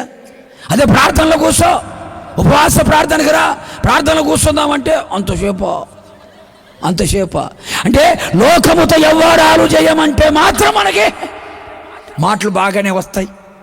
ఏంటి మాటలు బ్రహ్మాండంగా దొర్లుకొని వచ్చేస్తాయి. ప్రార్థన చేయమంటే 2 నిమిషాలు 3 నిమిషాలు చేస్తే 4 నిమిషం కనపడదు. ఇంకా ఏం చేయాలి అర్థం కాదు. ఇంకా ఏం ప్రార్థన చేయాలి అర్థం కాదు. దిక్కులు తొత్తుంటారు. ఎందుకని? యేసునామమున వేడుకుంటున్నాం తండ్రి, అయిపోయింది ప్రార్థన అయిపోయింది. దేవునితో సహవాసము చేయడం అంటే ప్రార్థన అనుభవాలు ఉండాలి. అందుకే మన పితరులు ఉపవాసముని ప్రార్థన చేశారు, ఏక మనసుతో ప్రార్థన చేశారు, ఎడతెగక ప్రార్థన చేశారు, పట్టుదలతో ప్రార్థన చేశారు, విసుగక ప్రార్థన చేశారు, కన్నీళ్లతో ప్రార్థన చేశారు, గోసాడి ప్రార్థన చేశారు, బతుకులాడి ప్రార్థన చేశారు. ఇవన్నీ దేవునితో సహవాసం. మరి ఈ రోజున దేవుడు మనకు తోడుగా ఉండాలి అంటే ఆయనతో మనం సహవాసం చేయాలి కదా. ఆయన మనతో సహవాసం చేస్తే ఆయన మనతో కూడా ఉంటాడు, మన బాగోగులను చూసుకుంటాడు ఆయన. మరి యేసుతో సహవాసం చేయకపోతే ఆయన మనతో ఎలా ఉంటాడండి? వేకువ సాములు లేచి ప్రార్థన చేయగలుగుతున్నామా? సాయంకాలం కుటుంబ ప్రార్థన చేసుకోగలుగుతున్నామా? సమయం దొరికినప్పుడు ఒంటరిగా ఉండి ప్రార్థన చేయగలుగుతున్నామా? కుటుంబ ప్రార్థన చేయగలుగుతున్నామా? సంఘ ప్రార్థన చేయగలుగుతున్నామా? వ్యక్తిగత ప్రార్థన మనం చేయగలుగుతున్నామా? ఒకసారి మీరు ఆలోచించండి. మన ప్రార్థన ఎప్పుడయ్యా అంటే ప్లేట్ నిండా పెట్టుకున్నప్పుడు, ఒక డేక్ష దొల్లించుకొని దాంట్లో మధ్యలో పాత తీసి ఏది తాపి ఎత్తు తీసినట్టుగా తీసి ఇంకొక కుండ దాంట్లో వేసేసుకొని తింటున్నా. అందుకని మళ్ళీ రెండోసారి వేసుకుంటే సిగ్గుడికి, అందుకే డేక్ష వేసేసుకుంటాడు.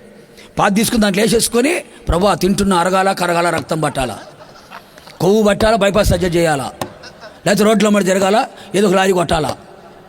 అందుకని ఇంకా చెప్పు తినేటప్పుడు ఆ జాతి ఇక్కడ ఉన్నట్టుంది. తినేటప్పుడు ప్రార్థన, మరి కొంతమంది పడుకునేటప్పుడు ప్రార్థన. ఎందుకని? దయ్యాలు దుక్కుతున్నాయంట, అన్ని నాగుపాములే వచ్చేస్తున్నాయంట, ఎవరో ఎంటబడుతున్నట్టుగా, ఎవరో చంపుతున్నట్టుగా, గొంతు బిసికినట్టుగా, ఏదో గుండెలో బరువు, ఏదో పెద్ద టన్ను బరువు పెట్టినట్టుగా. ఇంకా రాత్రి గిలగిలగిలగిలగిలు కొట్టుకుంటుంది, పక్కన కొట్టుకొని రాత్రి అంతా కొట్టుకో తెల్లారి కల్లా, ఏమ్మాయి రాత్రి అంతా ఎదిలించుకుంటూనే ఉన్నాను కదా, నీకు మెలుగు అస్సలు నాకు మెలుగు. పక్కన సూర్యకాంతం పడుకుంటుంది మనిషి, అస్సలు నాకు మెలుగువే లేదని. ఎట్లుంటుంది చెప్పు? అంటే మనం నేను చెప్పి నవ్వుకోవడానికి కాదు, మన ప్రార్థన తీరు ఎలా ఉందో చూడండి. తినేటప్పుడు ప్రార్థన, పడుకునేటప్పుడు చెప్పు గట్టిగా, ఇంకా మంచకూడ దగ్గరికి వెళ్ళి గిట్ట పెట్టుకొని ప్రభా చూసుకో కాసుకో ఏసునాములు వెళ్ళుకుంటున్నాను తండ్రి. ఏది ప్రార్థన? ఇదే ప్రార్థన అంటే. దేవునితో మనం ఏం సంభాషించాలా? కొంతమంది ప్రార్థనలో కూర్చున్నారంటే, ప్రార్థనలు కూర్చున్నారంటే 10 నిమిషాలకే పాస్పోర్ట్ లేకుండా, వీసా లేకుండా 250 దేశాలు తిరిగి వస్తారు. వీళ్ళకి పాస్పోర్ట్ అవసరం లేదు, వీసా అవసరం లేదు, మొత్తం తిరిగి వచ్చేస్తారు. మొత్తం అయిపోతుందా అని ప్రపంచాలను తిరిగి వచ్చేస్తారా? టైం చూస్తే 10 నిమిషాలు అయ్యేదాడా? మరి టైం చూస్తే 10 నిమిషాలు. మళ్ళీ వీళ్ళు బిల్డప్ పెట్టడం తెలుసా? 2 గంటలు చేసిన ఫీలింగ్ ఇస్తాడు వీళ్ళు. బిల్డప్ 2 గంటలు చేసిన ఫీలింగ్ ఆడ 10 నిమిషాలు అయ్యేదాడా? కొంతమంది ప్రార్థనా పరులు ఉంటారు, రాత్రి అంతా ప్రార్థన చేస్తారా, ఏంది గంటలు ప్రార్థన చేస్తారా, లేచిన తర్వాత వాళ్ళకు 3-4 గంటలు ప్రార్థన చేసిన 10 నిమిషాలు చేసినట్టు ఉంటుంది వాళ్ళకి. 10 నిమిషాలు చేసినట్టు ఉంటుంది వాళ్ళకి. ఏది 3 గంటలు 4 గంటలు ప్రార్థన చేసినా 10 నిమిషాలు చేసినట్టు ఉంటుంది. కొంతమంది చేసేదేమో 10 నిమిషాలు, బిల్డప్ ఏమో 10 గంటలు. ఇలాంటి జాతి ఉంది ఇక్కడ ఉన్నారు. జాతి మాటలు రావు కదా, మాటలు రావు కదా. వచ్చినాయి అంటే ఖచ్చితంగా అసలు ఈరోజు మీకు వాక్యం చెప్పాలనుకుంది ఇది కాదు. అసలు కటాక్షం గురించి చెబుదామని పుస్తకం కూడా తెచ్చిపెట్టుకున్నా, పుస్తకం కూడా పంపించి పెట్టుకున్నా, బైబిల్. ఈ మాటలు వచ్చినాయంటే ఖచ్చితంగా దేవుడు ఈ మాటలు మీకు చెప్పమన్నాడంటే ఖచ్చితంగా దేవుని మాట ఇది. మనం ఎలా ప్రార్థన చేస్తున్నాం చెప్పు? మళ్ళా నాకు అది జరగలేదు, నాకు ఇది జరగలేదు, పిల్లకి పెళ్లి కాలేదు, పిల్లకి కొట్టలేదు, 1 మార్కులో పోయింది, 1/2 మార్కు ఎందుకు పోదు? ఏది ప్రార్థన చేస్తేగా 1/2 మార్కులో పోయింది, 1 మార్కులో పోయింది. గర్భం అందినట్టు పోయింది, గట్టలు ఉన్నాయంట. ఎందుకుండవు? ఏ రోజైనా ప్రార్థన చేసావా? ప్రార్థన చేయగలిగిన మనస్సు మనకుందా? ప్రార్థన మనము చేయగలుగుతున్నామా?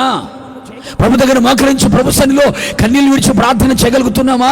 నీ కుటుంబంతో కలిసి వ్యక్తిగతంగా ఒంటరిగా దేవుని సన్నిధిలో కూర్చొని నువ్వు ప్రార్థన ఎంత చేస్తావో, ప్రభుతో ఎంత సహవాసం నువ్వు కలిగి ఉంటావో, ఆ ప్రార్థన సహవాసం గుర్తుపెట్టుకో, నీ ప్రార్థన నీకు ప్రాకారముగా ఉంటుంది. అందుకే కీర్తనకారుడు అంటాడు, నా జీవన దాతరి యెహోవాకు నేను చేసిన ప్రార్థన నాకు తోడుగా వస్తుంది అంటాడు. నువ్వు చేసే ప్రార్థన నీకు తోడుగా వస్తుంది. నువ్వు చేసే ప్రార్థన నీ ముందు వెనుక కుడి ఎడమల పైన క్రింద నిన్ను ఆవరించి నడిపిస్తుంది. ప్రార్థన నీ కుటుంబానికి ప్రాకారం, ప్రార్థన నీ పిల్లలకి ప్రాకారం, ప్రార్థన నీ కలిగిన సమస్తానికి ప్రాకారం. ఆ ప్రార్థన సహవాసం మనము కలిగి ఉండాలి. ప్రభుతో ఎక్కువగా సహవాసము చేసేవారిగా కనబడాలి. నీకు సమయము దొరికినప్పుడల్లా, ఎప్పుడైనా, ఎక్కడైనా, ఎలాగైనా నువ్వు ప్రార్థన చేయవచ్చు. ప్రార్థనకు సమయం మనం నిర్ణయించుకుని ప్రార్థన చేయడానికి ఇష్టపడాలి. ఎందుకంటే ప్రార్థన ద్వారానే దేవునితో సహవాసం ఆరంభమవుతుంది. మోకరించగలుగుతున్నామా? నడుము కట్టుకోగలుగుతున్నామా? దేవుని సన్నిధిలో ప్రార్థించగలిగిన మనస్తత్వం ఉందా? ఒకప్పుడు బాగానే ప్రార్థన చేశావు, ఒకప్పుడు బాగానే ఉపవాసాలు ఉన్నాం, ఒకప్పుడు బాగానే మోకాల మీద ఉన్నాం, ఒకప్పుడు దేవుని సన్నిధిలో రాత్రంతా ప్రార్థన చేసిన అనుభవాలు ఉన్నాయి.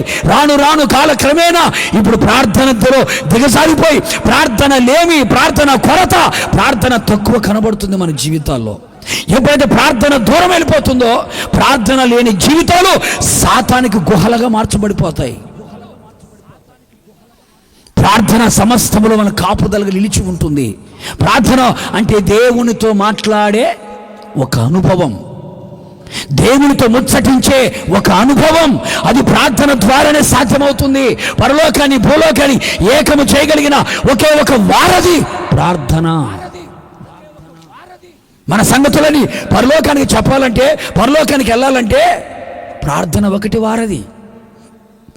ఆ ప్రార్థన నాకు కావాలి, ఆ ప్రార్థన నీకు కావాలి, ఆ ప్రార్థన మనకు కావాలి. కనుక 3 ముక్కల ప్రార్థనలాగా చేసుకుని వెళ్ళిపోకుండా దేవుని సన్నిధిలో సమయం దొరికినప్పుడల్లా ఒంటరిగా కుటుంబంతో సంఘముతో కలిసి ప్రార్థనలు ఏకీభవించు.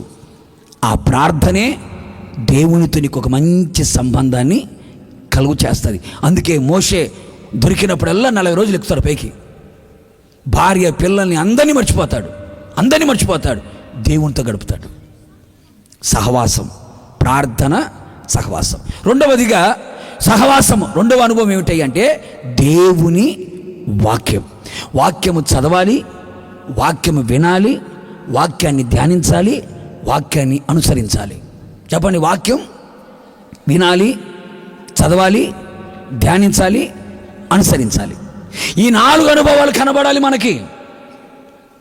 సంవత్సరం అయిపోయే లోపల నువ్వు బైబిల్ ప్రారంభించి సంవత్సరం అయిపోయే లోపల బైబిల్ ముగించేసేయాల. మా సంఘంలో ఇలాగే చెప్తా నేను. సంవత్సరం వచ్చే లోపల 2 సార్లు 3 సార్లు బైబిల్ చదివిన వాళ్ళు ఉన్నారు. ఆది కాను నుంచి ఆరంభిస్తే, చిలక జ్యోతిష్యులాగా మధ్యలో పొల్లలు పెట్టి తీయడం కాదు. ఆది కాను నుంచి ఆరంభిస్తే చక్కగా చదువుకుంటూ వెళ్ళిపోవాలి. ఇలా చెప్తే నేను, ఉదయకాలం ఆది కాండం చదవండి, సాయంకాలం కొత్త నిబంధన చదవండి. నువ్వు సంవత్సరం లోపల 2 సార్లు బైబిల్ చదవచ్చు. రోజుకు 4-5 అధ్యాయాలు చదవండి. మనకు అంత టైం లేకపోయా. తినడానికి టైం ఉంటుంది, మేకప్ చేసుకోవడానికి టైం ఉంటుంది, సోకులు చేసుకోవడానికి టైం ఉంటుంది. చెప్పు, చంపపీల దగ్గర నుంచి చెప్పుల దాకా మ్యాచింగ్లు వేసుకోవడానికి టైం ఉంటుంది. వాళ్ళతో ఎవరితో వ్యవహారాలు చేయడానికి టైం ఉంటుంది. యూట్యూబ్లు, ఫేస్బుక్లు, ఇన్స్టాగ్రాములు, చెప్పు వాట్సాప్లు అన్నీ ఊడ్చేయడానికి టైం ఉంటుంది. కానీ బైబిల్ చదవడానికి మాత్రం మనకు టైం దొరకదు. దరిద్రత దగ్గర చుట్టంలాగా ఎందుకు కూర్చోదు? బ్రహ్మాండం కూర్చోటం. దేవుని వాక్యాన్ని చదవాలి, దేవుని వాక్యాన్ని వినాలి, దేవుని వాక్యాన్ని ధ్యానించాలి, దేవుని వాక్యాన్ని అనుసరించాలి. ఎంతమంది దేవుని వాక్యం చదువుతుంది చెప్పండి. వాక్యం చదవడం అంటే ఏంటో తెలుసండి? దేవుడు నీతో మాట్లాడడం. ప్రార్థన అంటే మనము దేవునితో మాట్లాడడం. వాక్యం చదవడం, వినడం, ధ్యానించడం, అనుసరించడం అంటే దేవుడు మనతో మాట్లాడడం. ప్రతిరోజు నువ్వు బైబిల్ చదువుతున్నావు అనుకో, రోజుకి ఒక 4-5 అధ్యాయాలు బైబిల్ చదువుతున్నావు అనుకో, దేవునికి చాలా సంగతులు చెప్తాడు. నువ్వు ఎలా బ్రతకాలో, ఎలా ఉండాలో, ఎలా నడవాలో, ఎలా నడవకూడదో, ఎలా జీవించాలో సమస్తము దేవునితో చెబుతాడు. ప్రభు ఏమునికి చెప్పాలని ఎంతో ఆశపడతాడు. మనకేం టైం లేకపోయా, బైబిల్ చదివేంత టైం మనకు లేకపోయా. ఈ 2026 యేసు నీకు తోడుగా రావాలి, నీకేం తక్కువ కాకుండా ఉండాలనుకుంటే ప్రతిరోజు దేవుని వాక్యముతో సహవాసం చేయి. వాక్యాన్ని చదువు, వాక్యాన్ని విను, వాక్యాన్ని ధ్యానించు, వాక్యాన్ని అనుసరించు. చాలామంది సోంబేరోళ్ళు అయ్యారు క్రైస్తవులు. ఏందయ్యా అంటే, ఈరోజు క్యాలెండర్లో వాక్యం ఏంటి? ఏహో నాకు ఏం లేదు అంటాడా, ఏం లేకుండా వస్తాడు. ఇంకా బైబిల్ చదివేది లేదు. ఇంకా క్యాలెండర్ వాక్యమే. ఇంకా క్యాలెండర్ వాక్యం ఎంతమంది చదువుకుని వెళ్ళిపోతారు చెప్పండి. ఆదివారం బైబిల్ తీశారంటే మళ్ళీ ఆదివారం రావాలా, అది ఇలాంటి కోటాలు రావాలా. బైబిల్ ఎక్కడ పెట్టావో కనపడలేదు అంటే ఎక్కడ పెట్టావో కనపడనంత స్థితిలో ఉంది బైబిల్. బీరువా నిండా పరిసరాలు బ్రహ్మాండంగా ఉంటాయి. వాళ్ళ బైబిల్ చూడాలా. ఆదికాండం తినేసి, ప్రకటన తినేసి మధ్యలో కీర్తనలు పెట్టుకొని కూర్చుంటారు. ఆ బైబిల్ చక్క కూడా సరిగా ఉండదు. అమ్మగారు మాత్రం అబ్బో అన్ని లైట్లు, అన్ని అద్దాలు, చెప్పు అన్ని నెట్లు ఈ బాగానే ఉంటాయి. బైబిల్ చూడు. అర్థమైన వాళ్ళకి అర్థమైనంత. దేవుని వాక్యానికి మనం ఎంత విలువిస్తామో, దేవుని వాక్యం ఎంత శ్రద్ధగా చదువుతామో, దేవుని వాక్యాన్ని ఎంత శ్రద్ధగా వింటామో, దేవుని యొక్క వాక్యాన్ని ఎంత శ్రద్ధగా, ఆ వాక్యముతో మనం ఏం చేయాలంట? సహవాసం. మరొక మాట ఏంటి అంటే పరిశుద్ధాత్మను పొందుకోవాలి. దేవునితో మనం సహవాసం చేయాలంటే పరిశుద్ధాత్మను మనం పొందుకోవాలి. ఆత్మను పొందుకోవడం ఒక అనుభవం, ఆత్మ చేత నడిపించబడడం ఒక అనుభవం, ఆత్మ స్వాధీనములో ఉండడం ఒక అనుభవం, ఆత్మ వశములో బ్రతకడం మరొక అనుభవం. పరిశుద్ధాత్మతో నింపబడాలి. అందుకని పౌలు గారు అంటాడు, పరిశుద్ధాత్మని సహవాసం మీతో కూడా ఉండునుగాక అంటాడు. పరిశుద్ధాత్మ సహవాసం కావాలి. మన సహవాసం అయితే తండ్రితో ఉండాలి, మన సహవాసం అయితే కుమారునితో ఉండాలి, మన సహవాసం అయితే పరిశుద్ధాత్మునితో ఉండాలి. మారు మనసు పొందావా? మారు మనసు పొందిన నీవు పాప క్షమాపణ నిమిత్తమై బాప్తిస్వం పొంది క్రీస్తును ధరించుకోవాలి. కనిపెట్టి ప్రార్థన చేసి ఉపవాసం ఉండి ప్రార్థన చేసి పరిశుద్ధాత్మతో నింపబడి పరిశుద్ధాత్మ చేత నడిపించబడుతూ పరిశుద్ధాత్మ ఆధీనంలో స్వాధీనంలో ఉంటూ పరిశుద్ధాత్మ వశములో నువ్వు నిలిచి ఉండాలి. అప్పుడు పరిశుద్ధాత్మ దేవుడే చక్కగా నిన్ను నడిపిస్తాడు. ఆయన పరిశుద్ధాత్మ అనుభవాలు నడిపించబడాలి. ఆత్మ లేని అనుభవాలు ఒకవేళ ఉన్నావేమో, మారు మనసు పొందేలే చాలు, బాప్తిసం పొందేలే చాలు, మందిరానికి వెళ్తున్నలే చాలు, పాటలు పాడుతున్నలే చాలు అనుకుంటే సరిపోదు. పరిశుద్ధాత్మను పొందుకోవాలి. ఈ కడవరి దినములలో, అపాయకరమైన ఈ దుర్దినములలో మనుషులందరి మీద ఆత్మను కుమ్మరిస్తానని దేవుడు వాగ్దానం చేశాడు. విశ్వసించండి, విధేయతను చూపండి, ప్రభువుని అడగండి. ఖచ్చితంగా పరిశుద్ధాత్ముడు మీ మీదకు దిగివచ్చునుగాక. పరిశుద్ధాత్ముడు మీలో ఉండునుగాక. పరిశుద్ధాత్ముడి సహవాసము మనము చేయుదుముగాక. ఆ పరిశుద్ధాత్మునితో మనం సహవాసం చేయగలిగితే ఈ క్షయమైపోయే శరీరం అక్షయతలోకి వెళ్ళిపోతుంది. మర్త్యమైపోయే శరీరం అమర్త్యతను ధరించుకుంటాం. ఈ దీన శరీరం మహిమగల శరీరంగా మార్చబడుతుంది. ఆత్మ పెళ్లి కుమార్తె ఎక్కి రమ్ము అని ప్రభు పిలిచినప్పుడు ఆత్మ తాను సిద్ధపరిచిన సంఘాన్ని తీసుకొని మేఘ మండలం మీద కొనిపోబడి 7 ఏళ్ల విందులో ఉండి 1000 ఏళ్ల పాలనలో ఉండి యుగ యుగాలు ప్రభువుతో కూడా మనం ఉండగలుగుతాం. పరిశుద్ధాత్మని సహవాసం మనకి కావాలి. మరొక అనుభవం ఏమిటి అంటే అపోస్తులుల సహవాసం. ఏ సహవాసం అంట? అపోస్తులు అంటే సమస్తాన్ని విడిచిపెట్టి వచ్చిన వారు, దేవుని కొరకు ప్రతిష్ఠించబడిన వారు, దేవుని కొరకు ఏర్పరచబడిన వారు. వారికి ఉద్యోగాలు ఉండవు, వారికి వ్యాపారాలు ఉండవు, వారికి సైడ్ బిజినెస్లు ఉండవు. దేవుని మీద ఆధారపడి ఆయన వైపు చూస్తూ ఆత్మల భారముతో సంఘక్షేమమే తన ప్రాణముగా ఎంచుకొని క్రీస్తు కొరకు పాటు పడుతున్న ప్రయాసపడుతున్నటువంటి అపోస్తులతో మనం ఏం చేయాలి? సహవాసం చేయాలి. ఈ సహవాసం మనం చేస్తే ఇది మనకేమవుతుందట? మేలు. ఈ మేలును మనం వెతికితే అప్పుడు ఆయన మనకి ఎలా ఉంటాడట? తోడుగా ఉంటాడు. అర్థమైన వాళ్ళు చెప్పండి. ఇప్పుడు ఆయన మనకు తోడుగా ఉంటే మనకి ఏది తక్కువ కాదు. ఏది తక్కువ కాకుండా ఉండాలంటే ఆయన మనకి తోడుగా ఉండాలి. ఆయన ఎప్పుడు మనకు తోడుగా ఉంటాడు? ఆయన యందు విశ్వాసం ఉంచినప్పుడు, ఆయన వంటి పరిశుద్ధత కలిగినప్పుడు, ఆయనతో సహవాసము చేసినప్పుడు. ఈ 3 అనుభవాలు నీ ఆత్మకి, నీ ప్రాణానికి, నీ శరీరానికి నువ్వు అన్వయించుకో. ఖచ్చితంగా ఈ 2026వ సంవత్సరం నా యేసయ్య నీకు తోడుగా ఉండి ఏ విషయాల్లో నీకు తక్కువ లేకుండా సకలము సమృద్ధిగా ధారాళముగా నా యేసు నీకు దయచేయునుగాక. ఈ మాటలన్నీ నా యేసు మీ హృదయంలో స్థిరపరిచి నూరంతలుగా ఫలింప చేయునుగాక. God bless you. అందరు లేచి నిలబడదాం. అందరు లేచి నిలబడదాం. ఆకాశం వైపు చేతులు పైకెత్తి కన్నులు మూసి నోరు తెరిచి వినయ భయభక్తులతో ప్రార్థన చేద్దాం. ఈ 2026వ సంవత్సరం మీరు నాకు తోడుగా రండి ప్రభువా, నాతో కూడా మీరు ఉండండి అయ్యా అని ప్రార్థన చేద్దాం.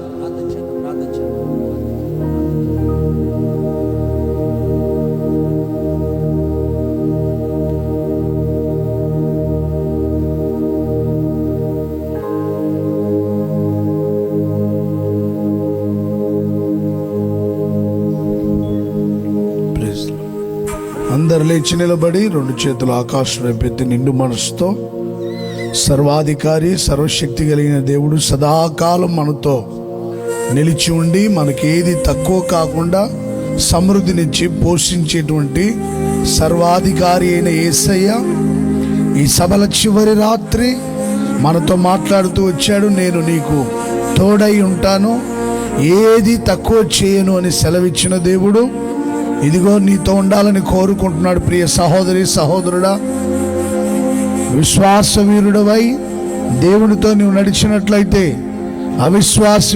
అవిశ్వాసిగా కాకుండా విశ్వాసంతో అడుగులు ముందుకు వేయగలిగితే సర్వశక్తి కలిగిన దేవుడు నీకు తోడైండి వెళ్ళిన చోటల్లా జయం ఇవ్వబోతున్నాడు. విశ్వాసవీరుడుగా జీవించాలి, దేవునితో నీవు నడిచినట్లయితే, విశ్వాసంతో అడుగులు ముందుకు వేయగలిగితే, సర్వశక్తి గల దేవుడు నీకు తోడయుండి నిన్ను పోషించి సంరక్షించి ఏది తక్కువ చేయకుండా అద్భుతంగా నిన్ను నడిపించబోతున్నాడు. ఆశ్చర్యకరంగా నిన్ను నడిపించబోతున్నాడు. ఈ సంవత్సరం రాబోయే కాలం ఏది తక్కువ చేయకుండా సమృద్ధినివ్వబోతున్నాడు. ప్రధాన కాపరిగా ఉండి ఆయనకు సమృద్ధినివ్వబోతున్నాడు. ఏది తక్కువ చేసే దేవుడు కాదు, అన్నిటినీ సమృద్ధిగానే అనుగ్రహించే దేవుడు మనం ఆరాధిస్తున్న యేసుక్రీస్తు. నువ్వు పరిశుద్ధత కలిగి జీవించినట్లయితే ఆయన నీకు తోడై ఉండబోతున్నాడు. అపవిత్రతని విడిచిపెట్టాలి, క్రీస్తుకు కలిగినటువంటి పరిశుద్ధత కలిగి జీవించాలి. నేను పరిశుద్ధుడనై ఉన్నాను కనుక మీరును పరిశుద్ధులై ఉండుడి. పరిశుద్ధత కలిగి జీవించే ప్రతి ఒక్కరికి యేసయ్య తోడై ఉండబోతున్నాడు. ప్రియ సహోదరులారా, దేవుడు మీకు తోడుగా ఉండకపోవడానికి గల కారణం ఏంటి? నీలో ఉన్న అపవిత్రత, నీలో ఉన్న పాపం, నీలో ఉన్న దోషం, నీలో ఉన్న వంకరతనము దానికి కారణం. మన పితరుడైన యాకోబులో ఏ వంకరతనము లేదు, ఏ దోషము లేదు, ఏ మంత్రము శకునము లేదు. పరిశుద్ధత కలిగి నీతిమంతుడై యథార్థత కలిగి దేవుని సన్నిధిలో జీవించినటువంటి యాకోబునకు తోడైన దేవుడు ఈ రాత్రి నీకు తోడై ఉండబోతున్నాడు. ఇశ్రాయేలులో ఉన్నటువంటి దోషం, ఇశ్రాయేలులో ఉన్నటువంటి పాపం, ఇశ్రాయేలులో ఉన్నటువంటి అపవిత్రతను బట్టి అపజయాల పాలైపోతూ వచ్చారు. ప్రియ సహోదరులారా, నువ్వు పరిశుద్ధత కలిగి జీవిస్తే సర్వశక్తి గల దేవుడు నీకు తోడయుండి విజయ పదమును నడిపించబోతున్నాడు. సర్వశక్తి కలిగిన దేవుడు నీకు తోడయుండి అద్భుతంగా నిన్ను నడిపించబోతున్నాడు. వెళ్ళిన చోటలో జయమివ్వబోతున్నాడు. వెళ్ళిన చోట నీకు నెమ్మదినివ్వబోతున్నాడు, క్షేమమివ్వబోతున్నాడు, సమాధానం ఇవ్వబోతున్నాడు. పరిశుద్ధత కలిగి జీవించు. ఇదిగో పరిశుద్ధుడైన దేవుడు మన మధ్యలో సంచరిస్తున్నాడు. ఒక్కొక్కరిని ఆయన కల్వారి రక్తం చేత ముద్రించబోతున్నాడు, ఆత్మ చేత ముద్రించబోతున్నాడు. అపవిత్రత తోలిపోవను గాక, పాపం క్రియలు లేపరచబడను గాక. ఇదిగో యేసు రక్తం ఒక్కొక్కరి మీద ప్రోక్షించబడుతుంది. ఆయన రక్తం నీ మీద ప్రోక్షించబడుతుంది. నీళ్ళ పాపాన్ని తొలగించబోతున్నాడు, అపవిత్రతను తొలగించబోతున్నాడు, దోషములు తొలగించబోతున్నాడు. ఒకరితను తోలిపోవను గాక. మన కోసం కార్చిన రక్తం, యేసయ్య మన కోసం తన పవిత్రమైన రక్తాన్ని, పరిశుద్ధమైన రక్తాన్ని, నిర్దోషమైన రక్తాన్ని కార్చిన దేవుడు. ఇదిగో పరలోకండి పోయబడిన పరిశుద్ధ తైలం నీ మీద కుమ్మరించబడుతున్న సమయం. ఇదిగో ప్రియ సహోదరుడా, ఆయన పరిశుద్ధ తైలాన్ని నీ మీద కుమ్మరించబోతున్నాడు. ఈ నూతన సంవత్సర ఆరంభంలోనే పరిశుద్ధమైన దేవుడు నీ ప్రక్కన నిలిచి ఉన్నాడు. ఆయన చేతికి నువ్వు అప్పగించున్నావు. యేసయ్యా, నన్ను పరిశుద్ధపరచు, నాలోని పాపాన్ని తొలగించు, నాలోని దోషాన్ని తొలగించు, నాలోని అతిక్రమాలు తొలగించు అని అడగండి. యేసయ్య నిన్ను పరిశుద్ధపరచు, నీకు తోడైంది ఏది తక్కువ చేయకుండా నిన్ను కంటికి రెప్పలా కాపాడి పోషించి సంరక్షించబోతున్నాడు. ఇశ్రాయేలులో ఉన్న పాపం తొలగిపోయిన తర్వాత అద్భుతమైన జయాన్ని ఇచ్చిన దేవుడు, ఏది తక్కువ కాకుండా పోషించి సంరక్షించిన దేవుడు. యెహోషువకు తోడైనట్టుగా నీకు తోడైండుగాక.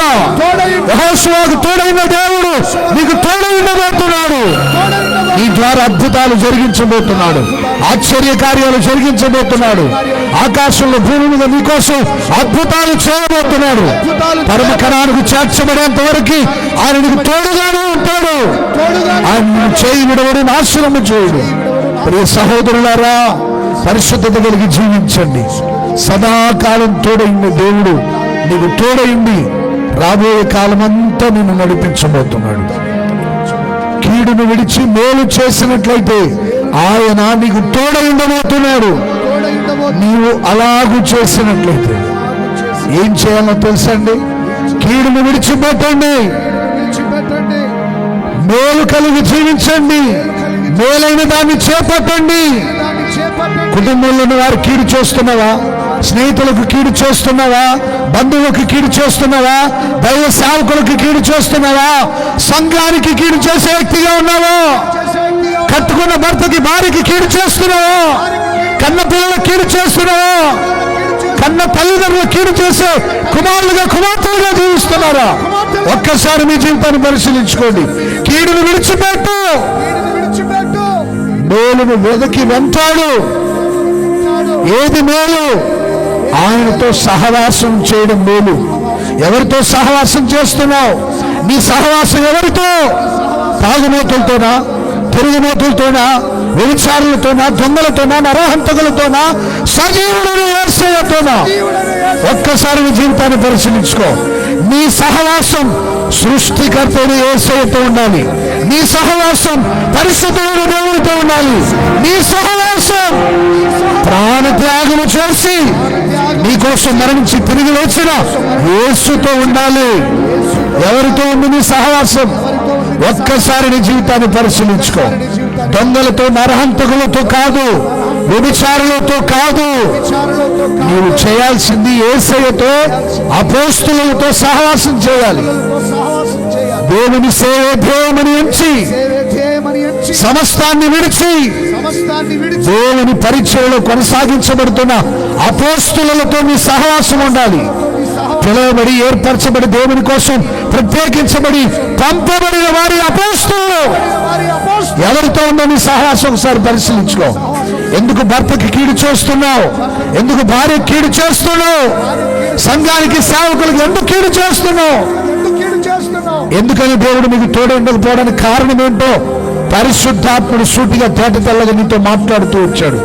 ప్రియ సహోదరి, సహోదరుడా, ఈ చివరి దినములు, అంత్య దినములు ఎవరితో సహవాసం కలిగి జీవిస్తున్నావో ఒక్కసారి నీ జీవితాన్ని పరిశీలించుకో. యేసయ్యా, నేను నీతో సహవాసం చేస్తానయ్యా, నీ ద్వారా పంపబడిన సేవకులతో సహవాసం చేస్తాను యేసయ్యా. దేవునితో సహవాసం చేయడం అంటే ఏంటి? ప్రార్థన చేస్తూ బ్రతకడం, వాక్యం చదువుతూ ధ్యానిస్తూ, దివారాత్రులు వాక్యాన్ని ధ్యానిస్తూ ఉండడం. దేవునితో సహవాసం చేయడం అంటే ఏంటి? పరిశుద్ధాత్మ శక్తితో నింపబడడం. ఇదిగో దేవుని ఆత్మ ఈ సభలో చివరి రాత్రి నీ మీద కుమ్మరించబడునుగాక, నీ మీద కుమ్మరించబడునుగాక. పరిశుద్ధాత్ముడు నిన్ను బలపరచునుగాక, అగ్ని చేత అభిషేకించునుగాక, ఆత్మాభిషేకం నువ్వు పొందునుగాక. ఇదిగో రక్తమైన అభిషేకం. చెప్పులుగా పాత్రలు ఆనందించండి, ఆనందించండి.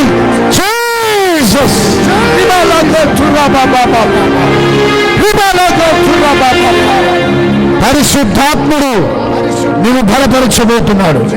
ఆత్మచేతను నింపబడాలి. నిద్రించుచును నువ్వు మేల్కో. దేవుని ఆత్మచేత నింపబడు. ఆచారాలొద్దు, ఆచార భక్తి వద్దు. సజీవుడైన యేసుతో నీవు సహవాసం చేయగలిగితే ఆయన నీకు తోడైంది ఏది తక్కువ చేయకుండా సమృద్ధినిచ్చి నడిపించబోతున్నాడు. సమృద్ధినిచ్చి నడిపించబోతున్నాడు. సంపదల చేత నింపి నడిపించబోతున్నాడు. జయమిచ్చి నడిపించబోతున్నాడు. ఆశీర్వాదముల చేత నింపి నడిపించబోతున్నాడు. ప్రియ సహోదరి, సహోదరుడా, దేవుని వాక్యం నీతో మాట్లాడుతూ వచ్చింది. తీర్మానం చేసుకో. ప్రభువా, నేను నీతోనే జీవిస్తానయ్యా, మేలు చేస్తాను యేసయ్యా, నీ సేవకులతో సహవాసం కలిగి జీవిస్తాను యేసయ్యా. నా జీవితంలో దరిద్రతకు కారణం ఏంటో నువ్వు తెలియపరుస్తూ వచ్చావు. శాపానికి, కన్యలకి, రోగానికి, బలహీనతలకు కారణం ఏంటో నాకు తెలియపరుస్తూ వచ్చావు. నీతో సహవాసం లేనందువలనేనని, విశ్వాసం కలిగి జీవించకపోవడమే కారణమని, పరిశుద్ధత లేకపోవడమే కారణమని నాకు తెలియచేస్తూ వచ్చావు యేసయ్యా. నేను నీతో సహవాసం చేస్తాను. నాకు తోడైనండి యేసయ్యా, నాకు తోడైనండి యేసయ్యా. అడగండి, యేసయ్యని అడగండి, యేసయ్యని అడగండి. ఏది తక్కువ చేయకుండా పోషించండి నాయన.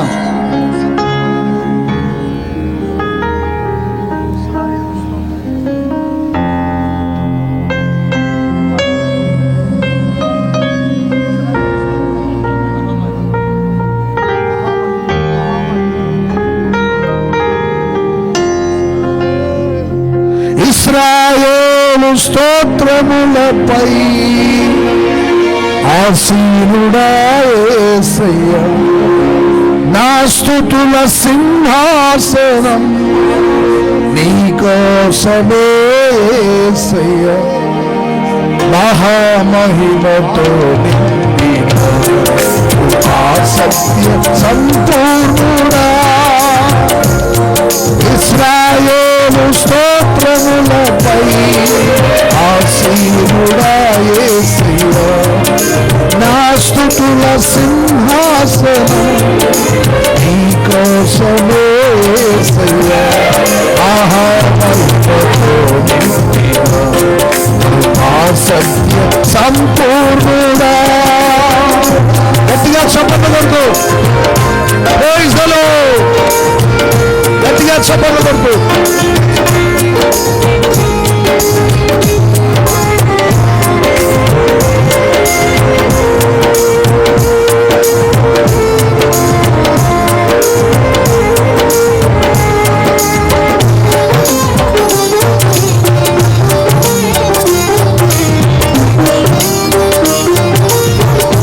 చప్పట్లు కొడుతూ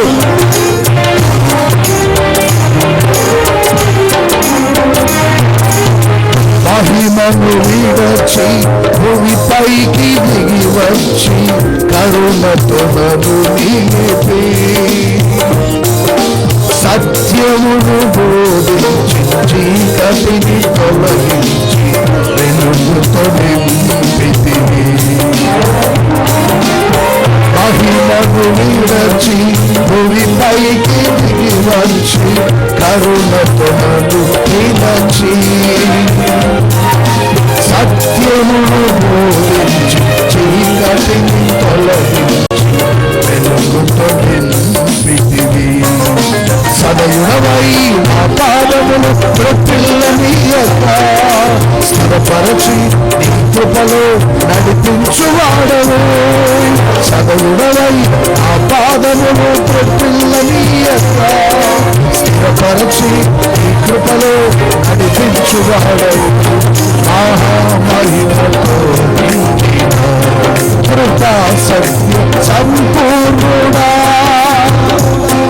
ఇశ్రాయేలు స్తోత్రములపై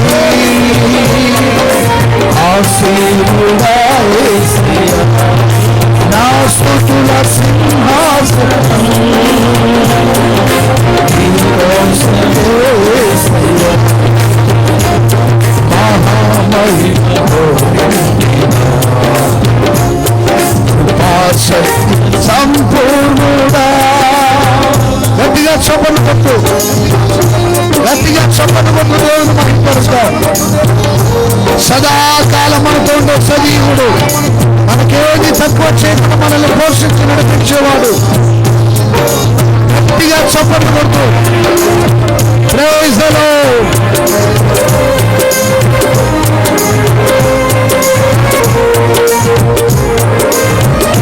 గట్టిగా చప్పట్లు కొట్టు, దేవుని మహిమపరుస్తా.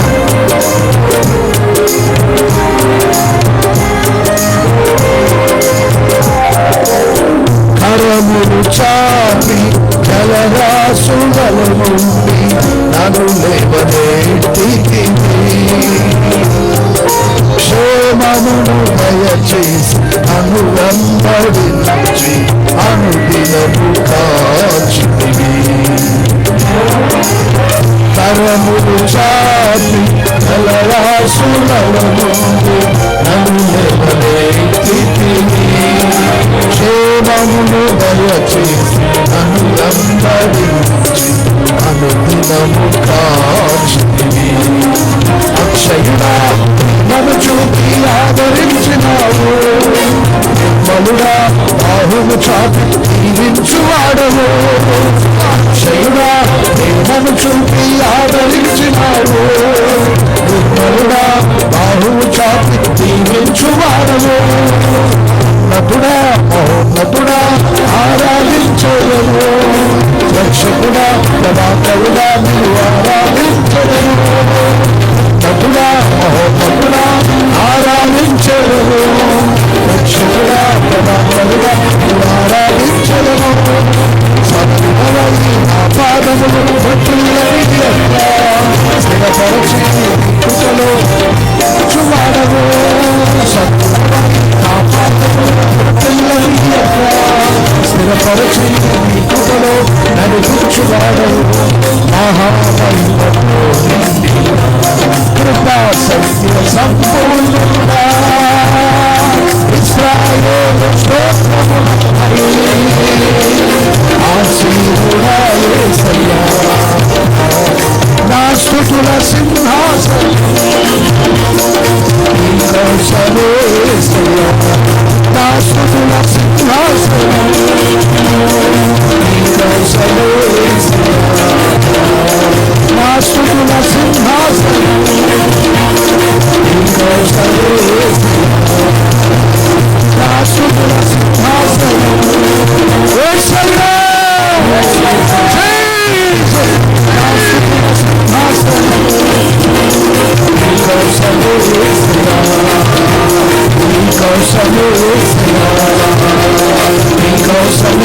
పరిశుద్ధాత్ముడు ఆయన బలమైన శక్తి చేతను నిలబడుతున్నాడు. ఇదిగో యెహోవా ఆత్మ బలముగా నిలబడి వస్తున్నాడు. పరిశుద్ధాత్ముడు నూతనపరచండి నాయన ఆత్మశక్తిగా నింపండి.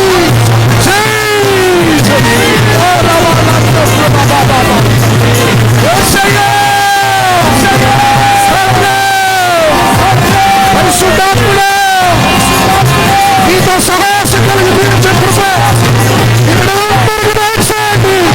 పరిశుద్ధాత్ముడు స్తుతి స్తోత్రం స్తోత్రం యేసయ్యా మీతో సహాయం చేసే భాగ్యం ఇతరులకు దయచేయమని అనుకుంటున్నాం. ఇప్పుడు అభిషేకించండి ఆత్మశక్తితో నింపండి. ఇప్పుడు నాయన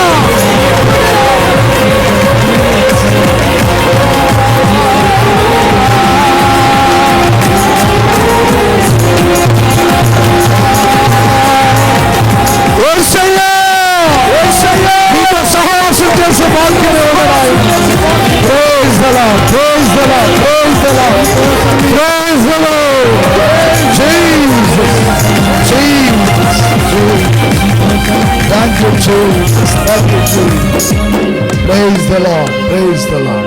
అందరూ కుడి చేతిని పైకెత్తి తీర్మానంతో ప్రభు సన్నిధిలో ప్రార్థన చేసుకోండి.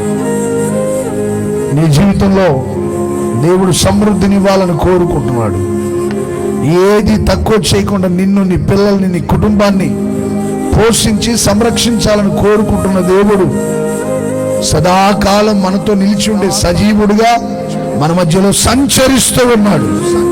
అందరూ కుడి చేతుల పైకెత్తి ప్రార్థన చేసుకోండి. చివరిగా మీ కొరకు మేము ప్రార్థన చేయబోతున్నాం. ప్రేమాస్వరూపి నిత్యాశ్రయ దుర్గమైన యేసయ్యా, సదాకాలం నేను మీకు తోడై ఉంటానని సెలవిచ్చిన శక్తి కలిగిన యేసయ్యా మీకు స్తోత్రం. ఈ సభల చివరి రాత్రి మీ దాసులను ఈ ప్రాంతానికి తీసుకుని వచ్చి నాతోనూ చేరి వచ్చిన ప్రజలందరితో మీరు మాట్లాడిన వాక్కులను బట్టి మీకు స్తుతి చెల్లిస్తున్నాం. నేను మీకు తోడైండి ఏది తక్కువ చేయను అని వాగ్దాన రీతిగా మీరు మాట్లాడిన మాటల కొరకై స్తుతి చెల్లిస్తున్నాం. ప్రభువా, మీరు మాకు తోడై ఉంటే ఏది తక్కువ కాదని సెలవిచ్చారు.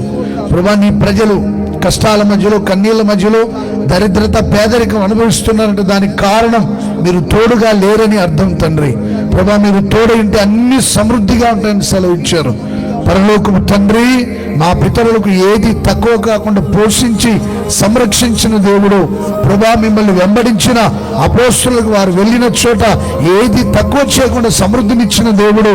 మా పితరుడైన దావీదు ప్రభువా మీ సన్నిధిలో పాడి కొనియాడి స్తుతించినట్లుగా, యెహోవా నా కాపరి నాకు లేమి కలగదని సెలవిచ్చినట్లుగా తండ్రి, మేము నిత్యము మిమ్మల్ని స్తుతించి, మిమ్మల్ని ఆరాధించి, మిమ్మల్ని ఘనపరిచి మీరిచ్చే ఆశీర్వాదాలకు పాత్రులుగా ఎంచబడేటట్లుగా మీరు మాకు తోడయండి. సమృద్ధిగా ఇచ్చేయండి. కలిమి సంపదల చేత నింపండి.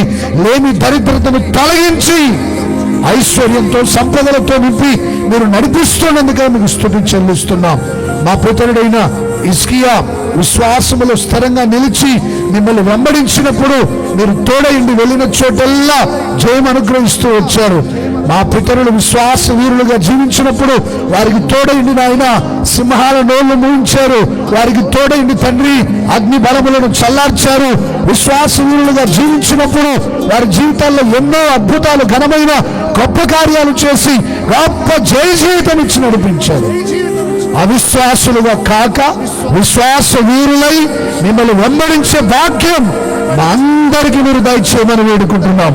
క్రియలతో కూడిన విశ్వాసం కలిగి జీవించే భాగ్యం ప్రతి ఒక్కరికి దయచేయమని వేడుకుంటున్నాం. అవిశ్వాసపు కార్యాల్ని యేసు అధికారం గల నామములో గద్దిస్తున్నాం. తొలగిపోవునుగాక. అవిశ్వాసాన్ని తొలగించండి. విశ్వాసములకు కర్త అయిన యేసయ్య మీ వైపు చూస్తూ పందెపు రంగంలో ఓపికతో పరిగెత్తి జయాన్ని పొందుకునేటట్లుగా సహాయం చేయండి. విశ్వాసంతో జీవించి మీరు తోడైండేటట్లుగా మీరు సహాయం చేసి మీ ఘనమైన నామాన్ని మీరు మహింపరచుకోండి. ప్రభువా, మేము పరిశుద్ధత కలిగి జీవించినప్పుడు మీరు మాకు తోడై ఉంటానని సెలవిచ్చారు. మా పితరుడైన యాకోబులో ఏ దోషము లేదు, వంకర తనము లేదు, ప్రభా మంత్రం శకునము లేదని సెలవిచ్చారు. నీతిమంతుడై యథార్థవంతుడై పరిశుద్ధత కలిగి జీవించిన యాకోబును మీరు ఆశీర్వదించి గొప్ప చేసి సమృద్ధి చేత నింపినట్లుగా ప్రభా మేము పరిశుద్ధత కలిగి జీవించే భాగ్యం మీరు మాకు దయచేయమని వేడుకుంటున్నాం. నేను పరిశుద్ధుడనై ఉన్నట్లుగా మీరును పరిశుద్ధులై ఉండని సెలవిచ్చారు. ప్రభా, ప్రతి ఒక్కరిలో ఉన్న అపవిత్రతను తొలగించి పరిశుద్ధతతో నింపమని వేడుకుంటున్నాం. పరిశుద్ధ తైలాన్ని ఒక్కొక్కరి మీద ప్రోక్షించమని వేడుకుంటున్నాం, కుమ్మరించమని వేడుకుంటున్నాం. మీ రక్తము చేత ఒక్కొక్కరిని కడగమని వేడుకుంటున్నాం. పాప దోష క్రియలన్నీ తొలగించండి, పాపపు క్రియలన్నీ లయపరచండి, దోషములన్నీ తొలగించండి. చిగటగల దొంగ ఊపిలో, పాప ఊపిలో పడిన వారిని రాత్రి మీరు పైకి లేవనెత్తి పరిశుద్ధపరుస్తున్నందుకు స్తుతి చెల్లిస్తున్నాం. మీకు కలిగి ఉన్న పరిశుద్ధత మేము కలిగి జీవించున్నట్లుగా సహాయం చేయమని వేడుకుంటున్నాం. ఇశ్రాయేలులో ఉన్నటువంటి పాప దోషపు క్రియల్ని బట్టే వారికి అపజయం కలిగిందని సెలవిచ్చారు. ప్రభువా, ఇశ్రాయేలుని పరిశుద్ధపరిచినప్పుడు అఖండమైన విజయాన్ని వారికి ఇచ్చారు. యేసయ్య, మేము పరిశుద్ధత కలిగి జీవిస్తే మాకు జయమిస్తానన్నారు, మాకు తోడుగా ఉంటానన్నారు. ఈ ప్రాంగణంలో అడుగుపెట్టిన బిడ్డలందరి మీద మీ రక్తం ప్రోక్షించి పరిశుద్ధపరచమని వేడుకుంటున్నాం. కీడును విడిచి మేలును వెంటాడినట్లయితే నేను మీకు తోడై ఉంటానని సెలవిచ్చారు. మీరు అలాగూ చేసినప్పుడు నేను మీకు తోడై ఉంటానని సెలవిచ్చారు. ప్రభువా, ఎవరికి ఎవరు కీడు చేయకుండా మేలు చేసేటట్లుగా సహాయం చేయండి. కట్టుకున్న వారికి, అయిన వారికి, బంధువులకు, రక్త సంబంధికులకు, సంఘానికి, దైవ సేవకులకు ఏ ఒక్కరు కీడు చేయకూడదు. అలాంటి దురాత్మని యేసు నామములో గద్దిస్తున్నాం. తొలగిపోవునుగాక, తొలగిపోవునుగాక. మేలు చేసి ఆత్మతో నింపండి నాయన. మీతో సహవాసము కలిగి జీవించడమే ప్రభువా, అది మా జీవితాల్లో మేలు చేస్తుంది. ప్రభా, మాకు అద్భుతాన్ని, మా జీవితంలో సమృద్ధిని కలుగ చేస్తుందని సెలవిచ్చారు. మీరు అలాగూ చేయుట వలన మేము మీతో సహవాసం కలిగి జీవించి, అయ్యా మేము జీవించినప్పుడు మా జీవితాల్లో సమృద్ధిని ఇస్తానని సెలవిచ్చారు. మీతో సహవాసం కలిగి జీవించడం అంటే ప్రార్థించడమని, వాక్యాన్ని ధ్యానించడమని, పరిశుద్ధాత్మ శక్తిని పొందుకోవాలని, అపోస్తులతో సహవాసం కలిగి జీవించాలని మీరు సెలవిచ్చారు. ప్రభా, లోకస్తులతో కాదు, అన్యజనులతో కాదు, తాగుబోతులతో కాదు, తిరుగుబోతులతో కాదు, ప్రభా మీతో సహవాసం చేయుటకు ఈ ప్రాంతంలో ప్రజలందరికీ కృపద ఇచ్చింది. యవన పిల్లలందరికీ కృపద ఇచ్చేయండి. చేరువచ్చిన బిడ్డలందరూ మీతో సహవాసం కలిగి జీవించుటకు సహాయించండి. ఈ ప్రాంగణంలో నిలుచున్న బిడ్డలు, ఈ ప్రాంత ప్రజలందరినీ మీ కల్వారి రక్తము చేత, రెట్టింపైన అభిషేకము చేత నింపి మీతో సహవాసము చేసి ముందుకు సాగునట్లుగా సహాయం చేయండి. మా అందరి జీవితాల్లో ఏది తక్కువ చేయకుండా సర్వ సమృద్ధినిచ్చి పవిత్రమైన మార్గాల్లో, విశ్వాస యాత్రలో పరిశుద్ధత కలిగి జీవిస్తూ మీ సహవాసానికి దూరం అయిపోకుండా నిత్యము మీ సన్నిధిలో ముందుకు సాగునట్లుగా సహాయం చేసి సమృద్ధి చేత నింపి వర్ధిల్లచేయండి. దూర ప్రాంతం నుండి మీ సేవకుల క్షేమంగా ఈ ప్రాంతానికి తీసుకుని వచ్చి మీ వాక్కులు మీ సేవకుల నోట ఉంచి మాట్లాడిన విధానం కొరకు స్తోత్రం. ప్రభువారు చెప్పిన ప్రతి మాట ప్రతి ఒక్కరి హృదయంలో స్థిరపరిచి నీరు కట్టి ఫలింపచేయండి. అది వ్యర్థమైపోకుండా ఆ వాక్యం ప్రతి ఒక్కరిలో స్థిరపరచబడాలి. నూరంతలుగా 1000 రెట్లుగా అది ఫలించేటట్లుగా సహాయం చేయండి. తిరిగి వెళ్తుండగా మీ దాసులకు తోడైండండి. అనేక జనముల మధ్యలో, జాతుల మధ్యలో, అనేక ప్రాంతాల్లో, రాష్ట్ర దేశ ప్రపంచ నలుమూలల ఘనత నిమిత్తమైన పాత్రగా వాడుకోండి. ఈ సభల కోసం ప్రయాసపడిన బిడ్డల్ని, ప్రార్థించిన బిడ్డల్ని, ఆర్థికంగా సహకరించిన వారిని, ప్రభు పరిచర్య చేసిన బిడ్డలందరినీ మీరు ఆశీర్వదించి తోడైండి, సర్వ సమృద్ధినిచ్చి వర్ధిల్లచేయండి. ఆత్మీయంగా, భౌతికంగా అందరిని ఆశీర్వదించి మహిమగల మీ రాకడకు సిద్ధపరిచినందుకై స్తుతి చెల్లిస్తూ సర్వఘనత, మహిమా, ప్రభావాలు మీరు మాత్రమే పొందుకోమని నజరేయుడైన యేసు నామములో ప్రార్థించి వేడుకుంటున్నాం తండ్రి, ఆమేన్. తండ్రి అయిన దేవుని ప్రేమ, కుమారుడైన యేసయ్య కృప, పరిశుద్ధాత్మ దేవుని యొక్క దీవెన, అన్యోన్య సహవాసం, ఆయన సన్నిధి, సముఖం మనకు సకల కోటి పరిశుద్ధులందరికీ విశ్వాసంతో పరిశుద్ధత కలిగి మీతో సహవాసం కలిగి జీవిస్తామని తీర్మానం చేసుకున్న ప్రతి ఒక్కరికి సదాకాలం మీరు తోడైండి, ఆశీర్వదించి రాకడకు సిద్ధపరచునుగాక. ఆమేన్. హల్లెలూయా, హల్లెలూయా. గట్టిగా చప్పట్లు కొట్టు, చప్పట్లు కొట్టు. 2 రోజుల సభలు మహామహిమకరంగా జరిగించిన యేసయ్యకు గట్టిగా చప్పట్లు కొట్టు, స్తోత్రమని చెప్పండి. స్తోత్రం, స్తోత్రం, స్తోత్రం. తన దాసులను బలపరిచి వాడుకున్న యేసయ్యకు స్తోత్రం. చెప్పిన మాటలు స్థిరపరిచి మన జీవితాలు వర్ధిల్ల చేసిన యేసయ్యకు స్తోత్రం. ఏది తక్కువ చేయకుండా పోషించిన యేసయ్యకు స్తోత్రం. సదాకాలం మనతో సంచరిస్తూ కాపాడి సమృద్ధి నుంచి నడిపించిన త్రియేక దేవునికి చప్పట్లు కొడుతూ స్తోత్రం చెప్పండి. స్తోత్రం, స్తోత్రం. ఆశ్చర్యకరమైన విషయం ఏంటంటే, మంచి వాతావరణం ఇచ్చిన మహిమ కలిగిన దేవుడు. Praise the lord. తుఫాన్లని ఒక ప్రక్కన వార్తలు వినబడుతూ ఉన్నాయి.